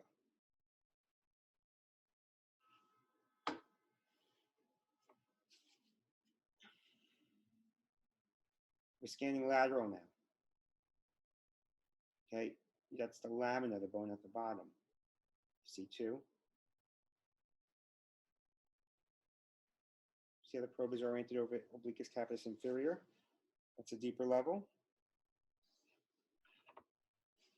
Splenius capitis muscle is the more superficial level, and the nerve was between them. Supraorbital nerve, sometimes the ultrasound is just too big and it's hard to do this nerve block. Not a lot of room for your nerve to work, but it is nice to see the nerve and you can do it. It's a very small nerve, very thin nerve, but with a high frequency ultrasound, you can see it. It's a branch of the trigeminal nerve, so I use the trigeminal nerve code for this one, 64400. Superficial cervical plexus block. Turn the head. You identify the superficial cervical plexus. It's at C234. The nerves originate to become this plexus. Horizontal between, you could put the ultrasound probe halfway between the mastoid process and the sternocleidomastoid at the clavicular head. The plane between the sternocleidomastoid and the scalene muscles is where you're working. The code is 64413-76942. Why am I doing a superficial cervical plexus block in the pain office? In the anesthesia world, maybe for a carotid endarterectomy, maybe for thyroid surgery. In the pain office, I see people with all sorts of problems, clavicular fracture, right? The supraclavicular branch will innervate near the clavicle. Patients who have myofascial pain due to surgery of the neck, or they have pain radiating to the mastoid, to the lateral occipital nerve, or anywhere under the jaw. Okay, this is a block I'll do just a couple times a year, but it's very useful, very safe to do. And keep it in mind for those clavicular fractures, especially if you're in the orthopedic office or in the emergency room. Okay, you want to find the sternocleidomastoid muscle, and you're just infiltrating 2 to 4 mLs of injectate right behind the muscle in this plane. Okay, it's like a plane block because it's hard to see each individual nerve, but these little white dots here are probably the nerve. It's a sensory nerve. This is a distribution of the nerve. Okay, it's a pretty large distribution, so it's actually a very useful shot. You could probably use it for cancer pain as well. The deep cervical plexus block, okay, pain docs don't really need this one. This is more for the anesthesiologist when you're doing your carotid artery surgeries. You could just stick the needle deep to the carotid artery, right where my target is over here, and you're getting the nerves as at the posterior aspect of the carotid sheath. The tap block, anesthesia of the parietal perineum and the abdominal wall. It's a controversial as to which levels exactly, but generally it's T7 to L1, and this is useful in acute and chronic pain settings. I took this from my anesthesia days and I applied this to my pain practice, and lo and behold, many patients come to me with abdominal pain. Unfortunately, they just stick with their gastro or the visceral pain docs to gynecologists or urologists, and they never get diagnosed properly. Or they go to the pain doctors who don't know how to use an ultrasound, see a patient with chronic pain, give them opiates, and what happens? The patients get more constipated, bear down more, and their pain gets worse because it's not really visceral, it's a myofascial pain. There's already muscle spasm and strain from the surgery, appendectomies, hernia repairs, any sort of stab wounds or other injuries, laparoscopic. There could be any reason, anytime there's surgery, or even not surgery, anytime something happens, there's always a possibility that it's a myofascial muscle, connective tissue, nerve pain. It doesn't have to be a visceral pain. Okay, if it's a visceral pain, bowel, viscera, I wouldn't recommend a tap block. However, I see in my practice, visceral pain sometimes comes with somatic pain. You help one, you could help both. Of course, that varies from patient to patient. So you have the intercostal nerves from T7 to T12, the subcostal, T12, ilioinguinal hypogastric at L1 is also here. You have the triangle of Pettit right here, which is made up of latissimus dorsi, external oblique, and iliac crest as the borders. The floor is the fascial extensions of the external oblique, and this is from superficial to deep. And the internal oblique, the transverse abdominis, and the peritoneum. Okay. Here we have a needle, it's very faint here, subcutaneous fat, external oblique muscle, internal oblique muscle, the transverse abdominalis plane, transverse abdominis muscle. Here you can see even in the plane, there's a little thickening, a white thickening. Those are the nerves, those are intercostal nerves. Here we take an ultrasound and we're scanning from axilla towards the anterior, okay? And you see here the transversalis fascia starts to come into view as we move anteriorly. Now we're moving anteriorly, and you see the three layers of the transverse abdominis muscle, the internal oblique and the external oblique, with the tap plane between the internal oblique and the transverse abdominis muscle. And that's the target. You see that's a little thicker here than this level. This is because there's nerves here. This thickness is a nerve. Oftentimes when you stick a blunt needle in here, or a sharp needle, usually a blunt, you get a paresthesia. And the bowel is down here, so don't touch that. Subcostally, sometimes we have patients who have pain underneath the rib, anterior lateral in that belly wall. It's maybe because they have a jejunostomy tube or a peg tube that's painful. And here is the plane that you're working in, okay? It looks like the other tap plane, but we're just under a rib. I have patients who've had peg tubes placed, and the gastroenterologist will probably injures the intercostal nerve and causes chronic pain, or the nerve becomes entrapped from the equipment that they put in. Complications of the tap: bowel perforation. Take you back to internal medicine or surgery days. This is free air. I've never seen free air after a tap lock, but I figured I'd just add this slide just to refresh our memories as to what that looks like. Bowel hematoma, never seen. Femoral nerve palsy, never seen. Infection, never seen. However, I have seen patients who get the large doses of local come in with they look like the muscles become lax, or maybe because of the distension of the muscles from the fluid, and they have like a little abdominal wall laterally comes shaped outwards, but that's temporary and of no significant consequence. I'm going to move a little quicker here because we still have a lot more to go, and I don't think I'm going to take a break. So if you need to take a break, you could just watch the replay where you'll have access to everything, just that we have the spine to do, and we're almost there. So let's finish with this.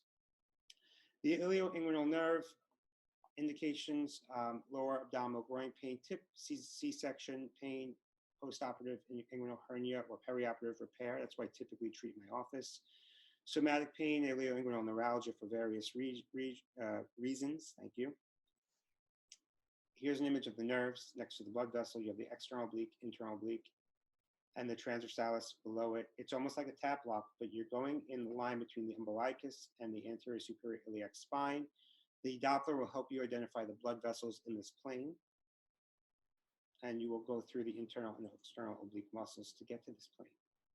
So here's a little video.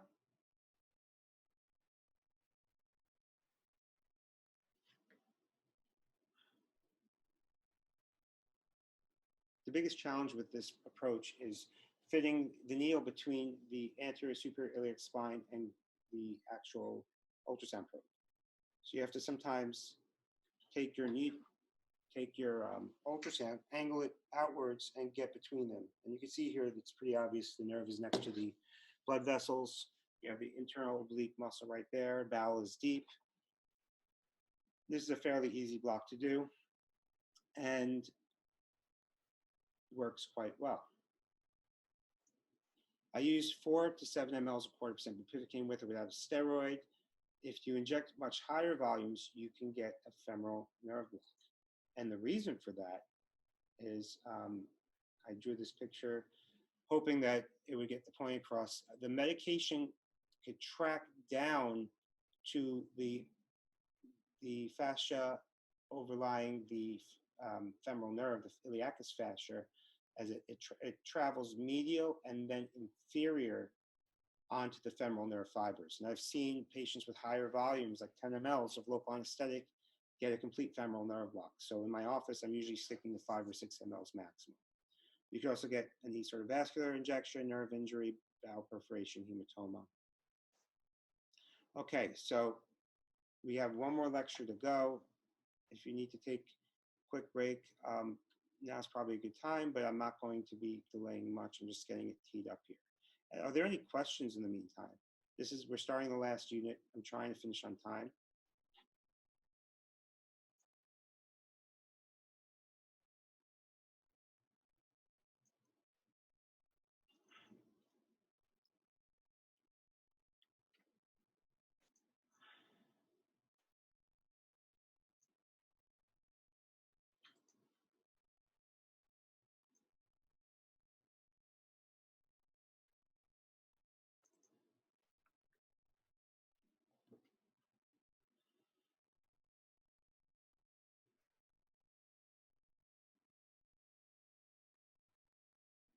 just going to take a couple of minutes to load, hopefully less.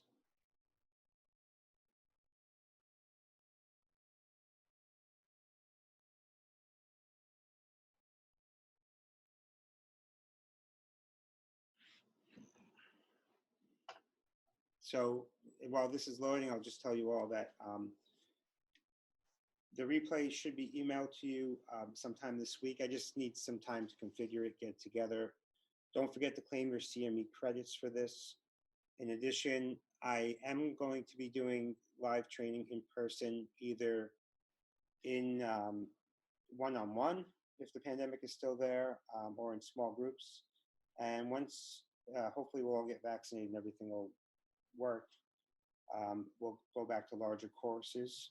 So just keep to date on keep listening to the PainExam podcast, keep checking the website, the events page, or the PainExam newsletter, where I update you as to all the courses that I'm doing.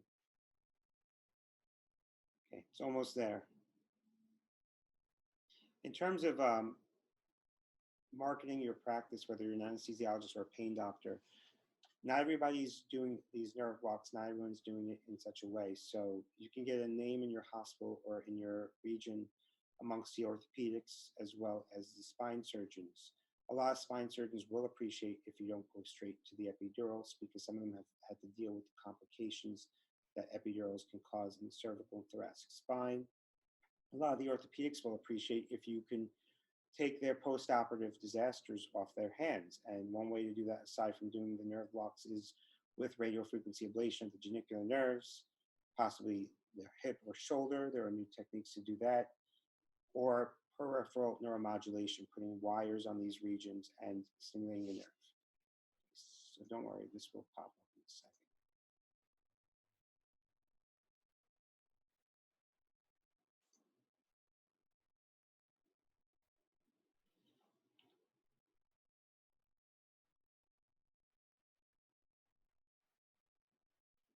Here we are. Okay.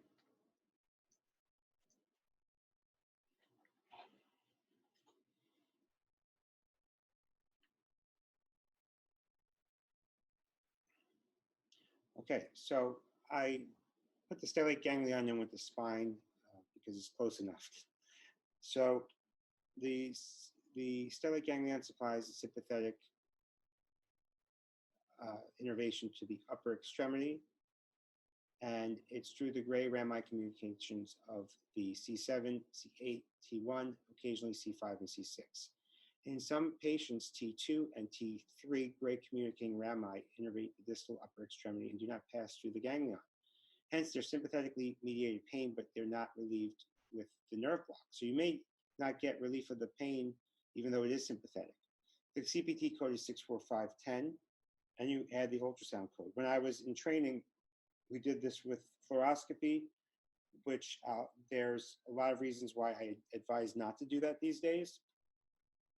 And I've even seen one of my docs who may be listening here, who was one of my former attendings, do it blind, where you palpate the carotid and you move it to the side a little bit, stick a needle between the trachea and the carotid, get to bone, pull back a few millimeters, aspirate, inject, which, as you can imagine, is not the best way to do it these days. Maybe before ultrasound it was acceptable, but these days we're doing it with the ultrasound. So the stellate ganglion can be used for neuropathic pain problems such as CRPS type 1 RSD or causalgia type 2. Some people have used it for refractory angina, phantom limb pain, zoster of the face, lower cervical, and upper thoracic dermatomes. There are reports of using it for pulmonary embolism, which I've never done, as well as all sorts of vascular or vasal occlusive syndromes such as Raynaud's, scleroderma, accidental injection of a vaso-occlusive substance into a radial artery, for example, to treat emboli of an artery, to vasodilate the extremity.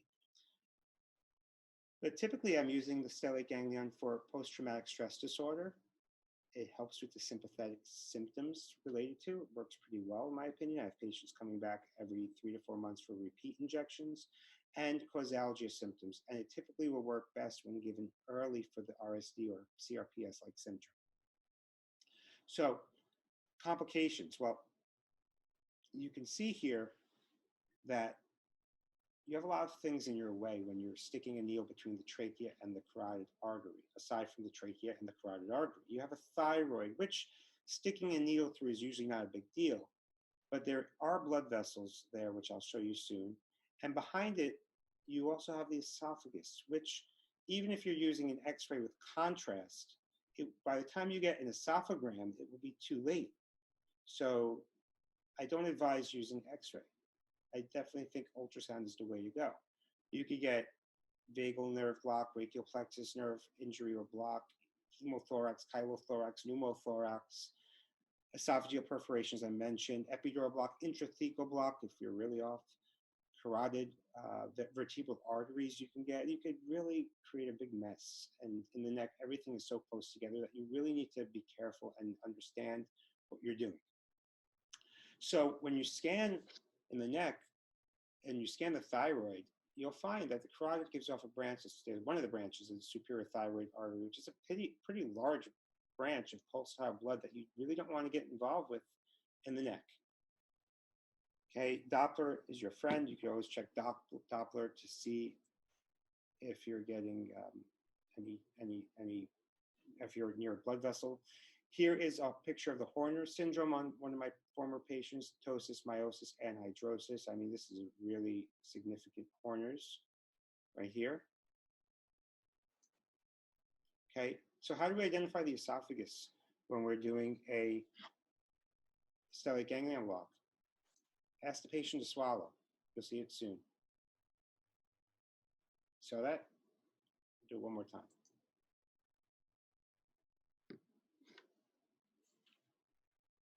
Okay, but you see the thyroid here. This is an ideal level of the neck in which to get the thyroid because you don't see any blood vessels here. Okay, here's the neck when you're looking down at it, and you could see how many blood vessels are here, how many nerves are here, how careful you need to be. The lateral approach, you take the needle to the side. You're not going from the thyroid. You're going from lateral to the ultrasound probe. You're getting behind the sternocleidomastoid, and you're coming in at an angle, and you're getting the local anesthetic posterior to the carotid. You're leaving the thyroid alone, and it seems great and perfect. However, you do need to be careful because you have the brachial plexus nerves nearby. Oftentimes when I do this block, because we're going at the level of C6 or C7, I will elevate the patient's head of the bed so gravity does some work to go downwards towards C7, as well as have the patient look upwards. And sometimes they're sedated, so they'll be asleep, and the anesthesiologist will just tilt the chin back. Okay, here's the video. You see the carotid pulsations, and this is my needle over here, and I'm injecting local. This is the transverse process of the cervical spine at C6. This is the longest coli is this muscle over here. Another picture. This is the medial approach. So the needle's coming through the thyroid to get the stellate ganglion.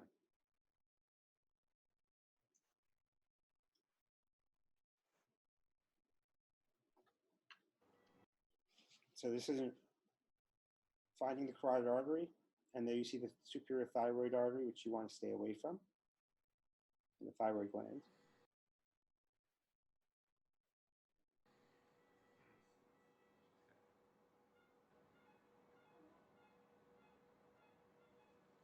Okay. So if you see yourself, you're pretty safe.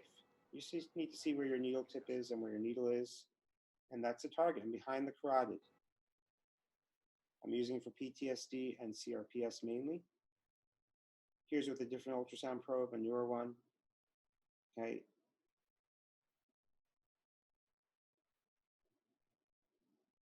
I'm transthyroid in this approach. And I'm giving the local. Sometimes with the patient breathing, it changes the screen, so you have to sometimes just get in there quickly and carefully with care not to take and not to puncture the carotid. And that's one reason why you probably don't want to do this on a patient who's anticoagulated. If they have a pneumothorax on the contralateral side, well, I don't know why you would be doing this, but don't do it. Recent MI, they say the stellate ganglion can cut off the cardiac sympathetic fibers, the accelerated nerves. You can get profound hypotension, bradycardia. Glaucoma is a relative contraindication. You could provoke it with repetitive stellate ganglion blocks, as per some reports. And patients with an AV block, there's an impairment of cardiac function, and you can make it worse. Complications: pneumothorax, neuraxial injection. We mentioned most of these: right phrenic, brachial plexus nerve block, hematoma, esophageal perforation. Okay, moving on to the sacroiliac joint. Okay, pretty simple with an ultrasound, actually. You find the posterior superior iliac spine. Now, at the superior aspect, you find the PSIS and the sacrum, and here's your joint. It's the space between you. You just come in from an angle like you normally do with the SI joint, and you pop into the joint, and you aspirate and inject. It's very easy to do, actually. As you slide more inferior to the inferior pole of the sacroiliac joint, as you would do under X-ray guidance, which most of us do it that way, the PSIS disappears and the bone comes right around to this level, so it's not as profound, the joint space. And I do think it is easier to get into the joint from the superior aspect with the ultrasound, unlike with the X-ray machine. Okay, here we have the lumbar facets. You're looking at an ultrasound with a superimposed drawing of the vertebral body. Here is the image, the shadow of the spinous process, the lamina hyperechoic with hypoechoic behind it, the facet joint, and the transverse process. The needle's coming in right here to the joint, and this is with a low frequency ultrasound probe. The medial branch nerve is located here. Okay, once again, the spinous process shadow, the lamina is over here. And the lumbar facet, okay, what I'm doing is I'm taking the probe over the sacrum in a longitudinal view, medial to the posterior superior iliac spine, and I'm visualizing the sacrum, and this bone here is typically the L5-S1 facet joint. If you scan laterally, this bone disappears. And medially, you'll find the epidural space, so this will disappear, and then you'll find the other facet joint on the other side. The L5 dorsal ramus, it's not that I'm actually seeing the nerve here. I'm seeing the sacral alar, which is a landmark for the nerve. And I'm injecting it. So I go lateral to the facet joint, which you may see here is the bone, and it disappears as I go lateral, and the needle's coming here to the edge of the sacrum, and the local is going on this. So usually I'm doing this under fluoroscopy. Every now and then I'll do it under ultrasound. If I'm doing, let's say, I don't have access to the C-arm, and the patient's presenting with severe either muscle spasm of the lower back, and I want to do a nerve block to that multifidus muscle, I'll do a dorsal ramus or medial branch block. If, let's say, I'm doing some sort of, if I just do a trigger point and I just want to get a little extra relief, I'll do that dorsal ramus injection as well. And by the way, anterior to the L5-S1 is the superior hypogastric plexus. Here's the sympathetic chain. Here's the ganglion impar, anterior to the coccyx. Okay, so once again, spinous process, lamina. This is transverse view of the lumbar spine, transverse process. Here you have your spinous processes. Your lamina are here. And the medial branch nerve target would be right in the corner of that superior articular process and transverse process.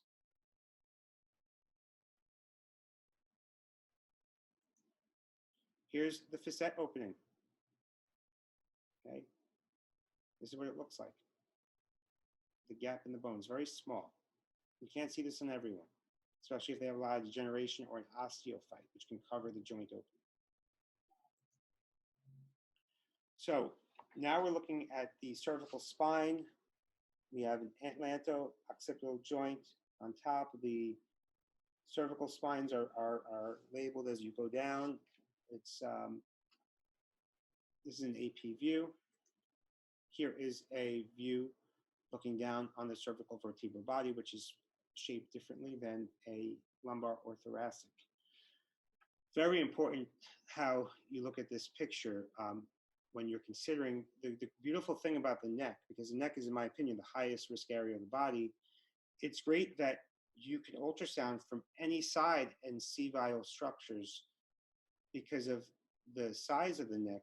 The width of the neck is so narrow compared to the torso, abdomen, pelvis. You can get on all sides, and you could do shots from the side much easier.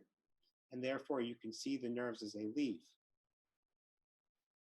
So here, the relevant structures for sonoanatomy, I'd say, are the spinous process, the articular pillar, posterior tubercle, the foramen transversum for the vertebral arteries. Note the exiting nerve root as it comes out anteriorly, not just laterally, it's more anterior. And the medial branch nerve, which wraps around here to innervate the joint as well as the muscles.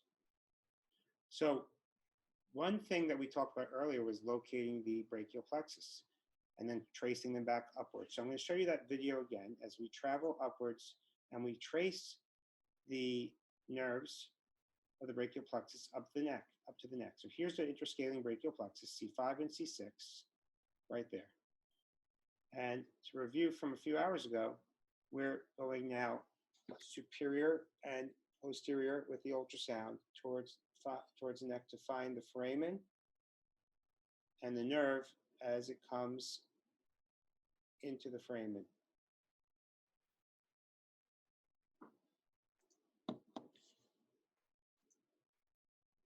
Okay, so what does that look like here? So we have the articular pillar, the cervical nerve root, and the needle coming from posterior, okay? If I don't do transforaminal cervical epidurals. Some people do. When I trained, it was frowned upon due to the risk of vasospasm embolization of the spinal cord. So what I do in my practice is a selective cervical nerve root block, extraforaminal, outside the foramen, and I could do it either using a C-arm to get my level or tracing upwards with the ultrasound. I place the C-arm, the ultrasound on the base of the neck at the level I'm shooting at, and the beam is coming as such.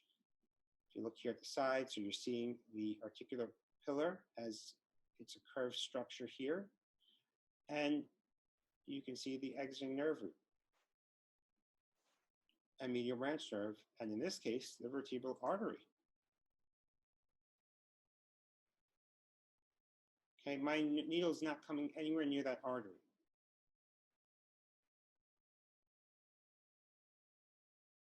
And just on further note, when you're doing the shot, if you get to the medial branch location where this articular pillar is, which I'll show you on the upcoming slide, or even a little bit anterior, and you see there's no blood vessel here, you can actually have the medication spread medially, and it could go towards the nerve root and into the foramen and get some anesthesia there that might be helpful for the patient.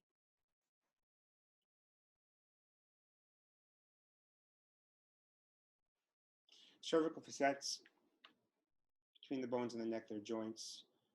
They look like a shingle under ultrasound. Okay, they have a shingle-like appearance, like a roof. Okay, and these gaps between the bones are the joints. This is how I orient my probe. I used to do a lot of these. I don't do this so much anymore. I find it to be more painful for the patient, and I've seen more vasovagal than when I do the medial branch. As a just FYI, the way I do these shots is I have the patient sitting up, hence the big issue with the vasovagal. You don't want anyone fainting. And their neck is flexed. With this approach, I found it just to be too painful. I do a lot of RFA, I do a lot of medial branch nerve blocks, and so typically I'll use the C-arm to get my level and the ultrasound to guide my needle into the joint, or more the medial branch nerve, which is my typical target. The The nerves will run over the bone by the posterior tubercle or the articular pillar to innervate the joint and the muscles. Typically, 2 medial branch nerves will innervate every facet joint. Here's an image of the medial branch nerve. It's hyperdense, hyperlucent, and you see it over the articular pillar. Okay. If you come from posterior to anterior, you're just coming in like you're doing a trigger point, and the needle is landing on top of the bone, and you're getting anesthesia here. I've done radio frequency with this approach as well, and it's helped quite a bit improve accuracy. I also use a CR. I like to use both. When you turn your probe longitudinally, you'll see the medial branches line up as well in the groove on the bone. This is what the nerve looks like. I typically do not block it in this location because I find you need to come out of plane to get a good, it would be difficult to come in plane just because of the orientation of the probe and the neck. On some patients it may be fine. On some patients with shorter necks, it could be quite challenging. Now moving down to the lower back, caudal epidural steroid injections under ultrasound. So the indications are lumbosacral radiculopathy. It's ideal when there's hardware in the lumbar spine. Caudals are great because you're less likely, you can get a dural puncture, but I think you'll be less likely to get the dural puncture and headache. So if you have a patient with failed back surgery syndrome, it's not a bad idea to do a caudal. It works really well for patients with spinal stenosis as well. And here's a little video. You're getting a cross section of the sacral cornu. We call it the frog sign. You see the 2 eyes of the frog.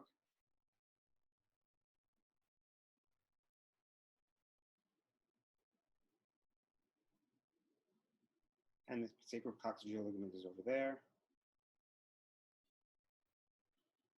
You turn the probe so you're oriented longitudinally.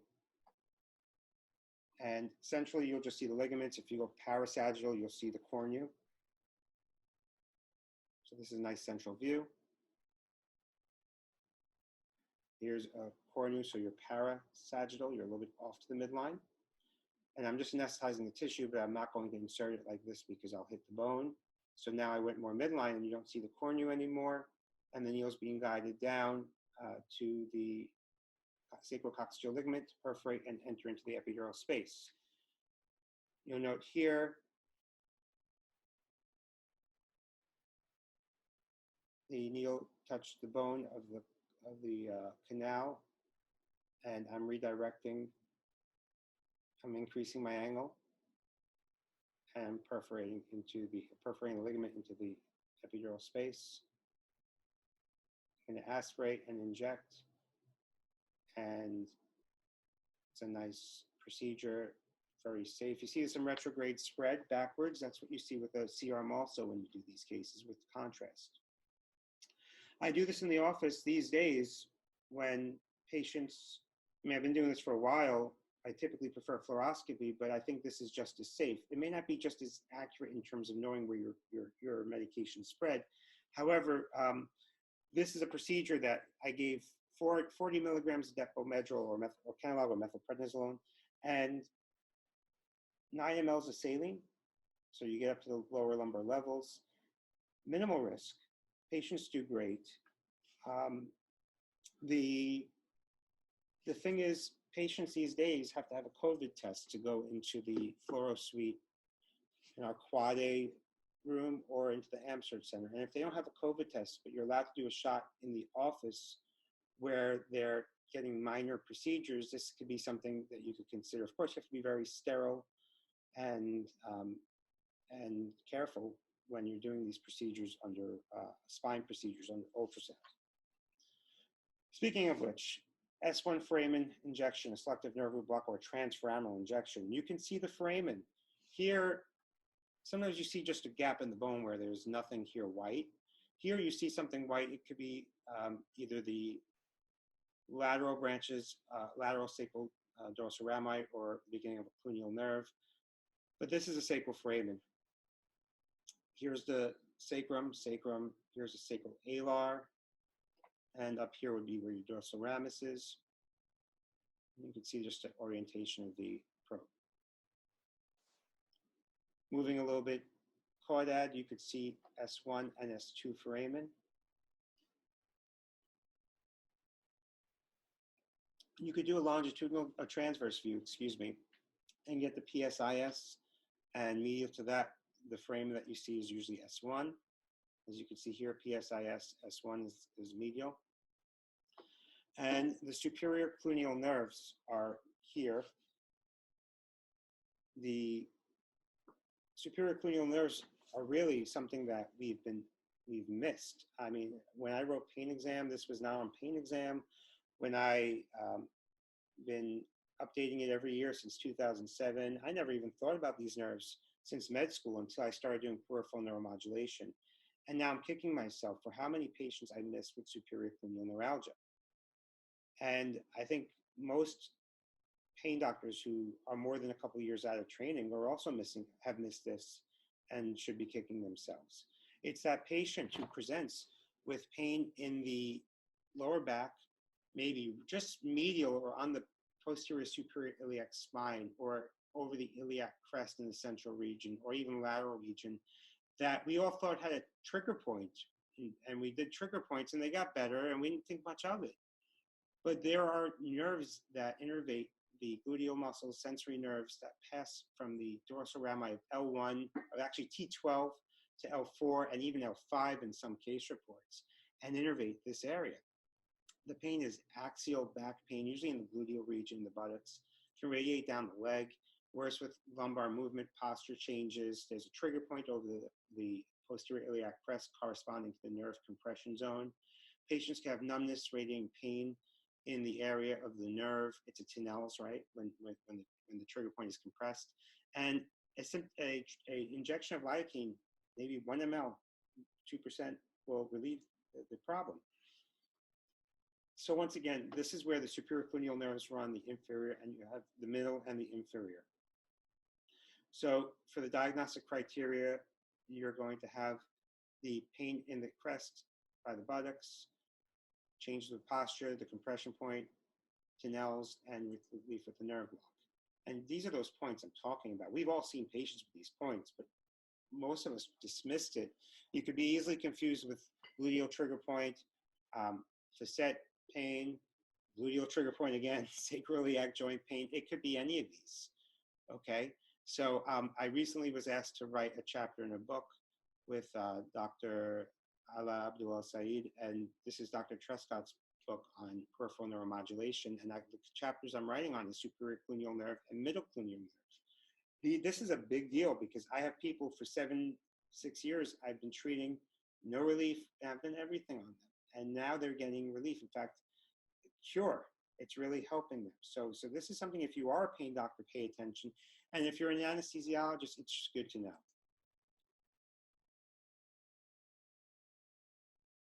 Okay, here's just the superior cluneal nerves originate from the dorsal rami of primarily the upper lumbar spinal nerves. The nerves cross the iliac spine to innervate the skin and subcutaneous tissue over the gluteal region. The nerves extend as far as the greater trochanter, and the area of innervation may overlap anterolaterally and the iliohypogastric and lateral femoral cutaneous nerves.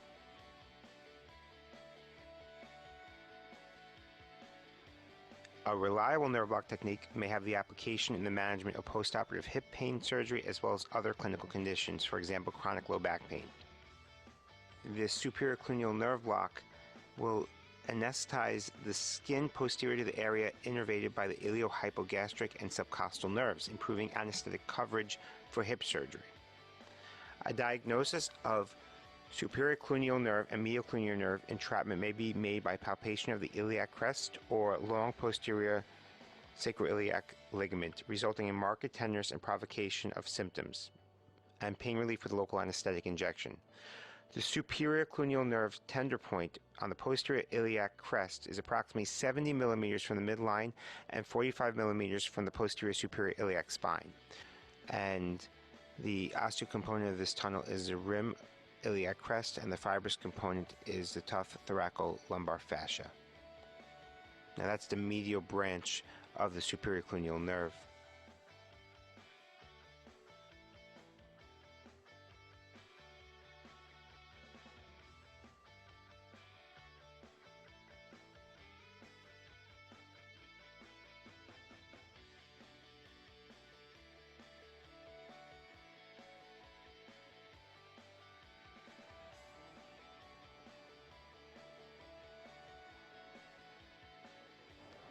Now this is a patient who originally had a sacroiliac joint injection as well as gluteal trigger points, gluteal bursa injection without any long-term relief.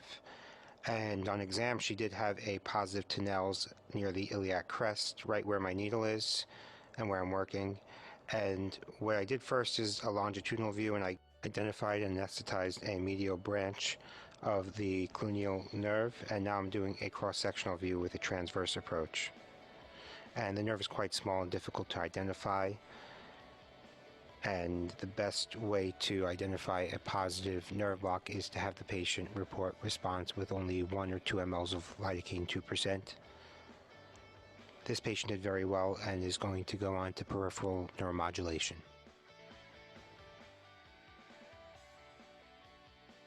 This patient had a laminectomy and axial pain to the right side, radiating to the buttock and hip. He was unwilling to come for a fluoroscopic facet or medial branch nerve block, and in the office I performed a superior cluneal nerve block at the higher lumbar regions where his trigger points were, that were radiating down to the lower back, buttocks, and side of his hip.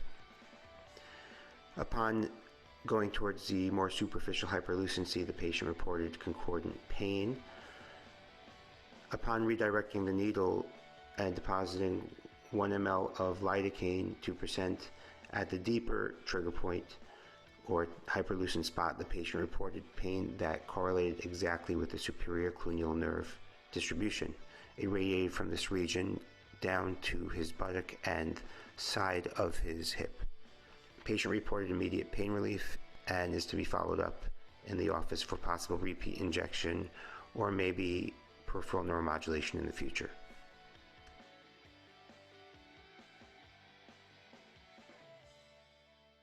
So you could also ablate the nerve in these patients. This is another patient who had failed back surgery syndrome, spinal cord stimulator, responded to RFA, responded to epidurals, responded to the stim for his leg pain, but not his buttock pain. He had a lot of axial buttock pain bilateral. And here I'm doing here I'm putting in a peripheral nerve stimulator using the needle. I'm first scanning the spinal cord stimulator lead, which is this hyperlucent structure with a hypoechoic shadow behind it, okay? And I'm running the needle deep to the wire from the stim, deep to the lead, towards the middle branch, the medial branch, not the middle branch, that's different, of the cluneal nerve. And here I'm putting my needle.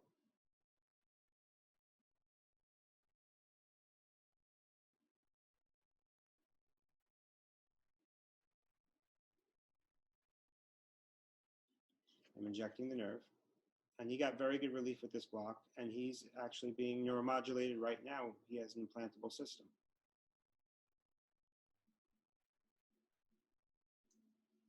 There's another patient who had just We're going to anesthetize the lateral branch of the superior cluneal nerve. It runs The patient had a fall and is complaining of pain in the region.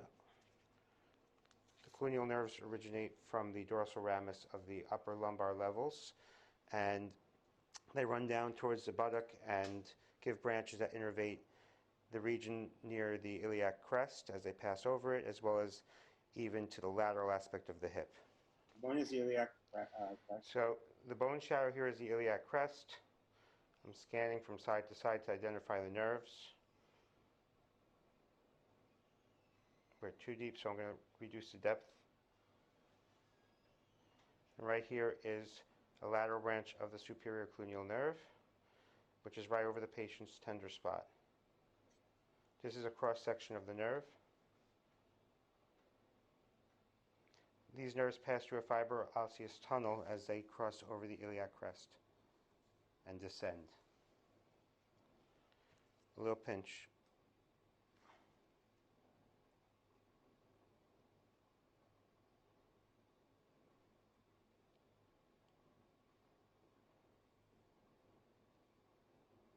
Is that the spot?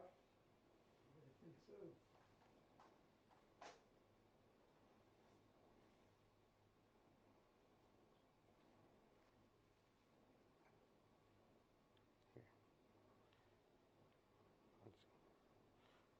And give the rest of the injectate.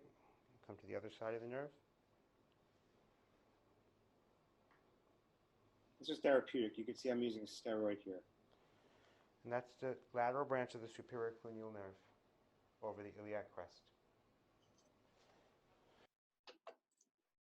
Okay, the middle cluneal nerve, I should say middle, not medial, arises from the posterior ramus of sacral nerves S1 through S4. Identify the posterior longitudinal, the long posterior sacroiliac joint ligament, PSIS, the sacrum, and the nerve is medial to it, or running through it, I should say. It comes from medial to lateral. It also sends branches over the iliac bone towards the gluteal muscles.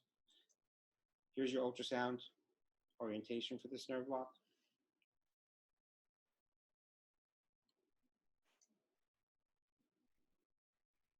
So S1 foramen and scanning lateral to the foramen, you could find a structure right above the foramen that could be the nerve. Very small. Okay, this requires a lot of imagination, honestly. I am labeling this a nerve based on my knowledge of the anatomy. I've seen cadaveric dissections of this nerve, and I really encourage you all look for yourself to see this.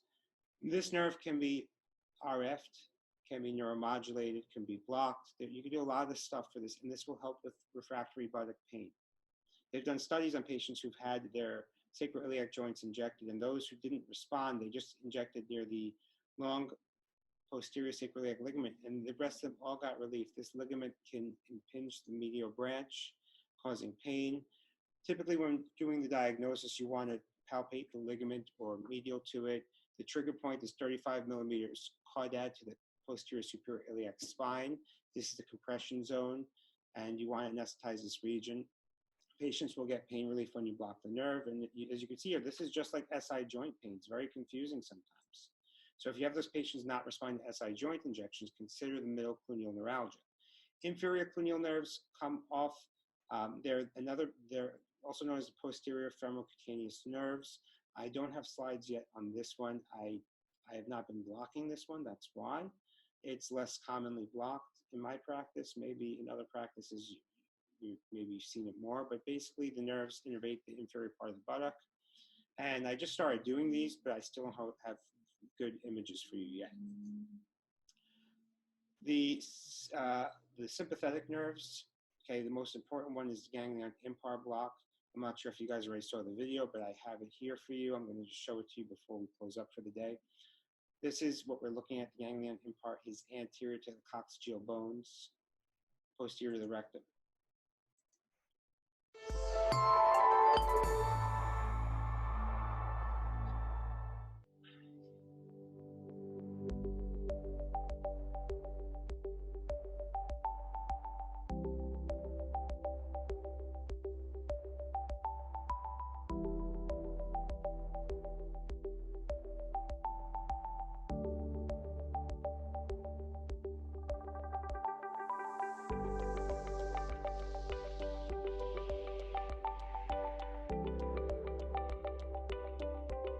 So coming out of pain here, and I'm going to over here to there. Targeting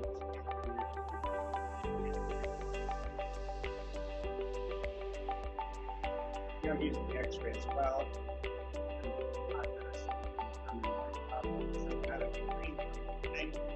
You see the spread is important about there is a spread on the side. Red.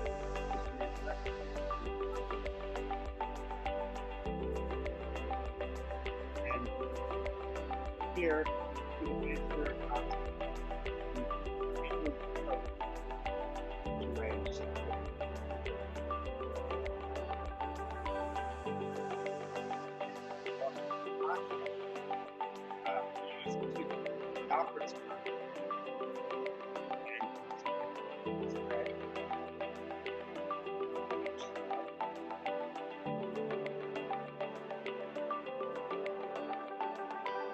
showing it.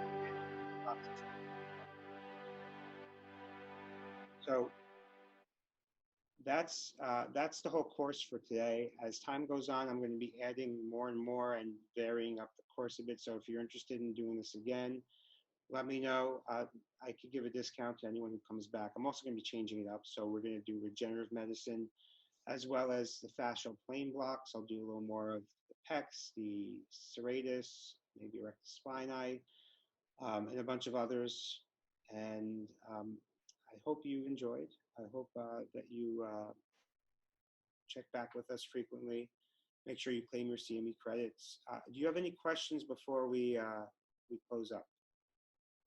Or any questions, complaints, or requests for the future?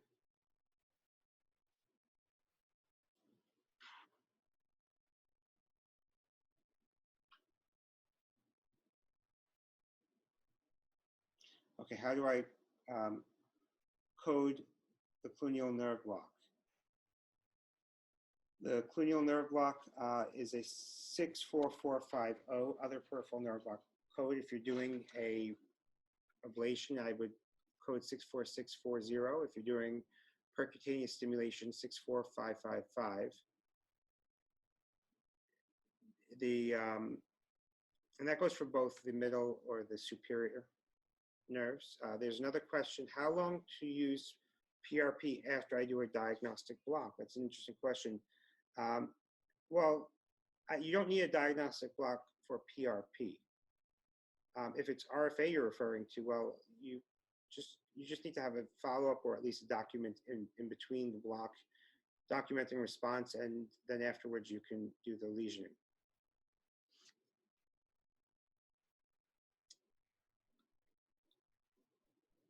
Okay, well, if there's no other questions, I wanted to thank you all for joining. I hope you enjoyed, and shoot me an email if you have any recommendations for the future. Take care and stay safe.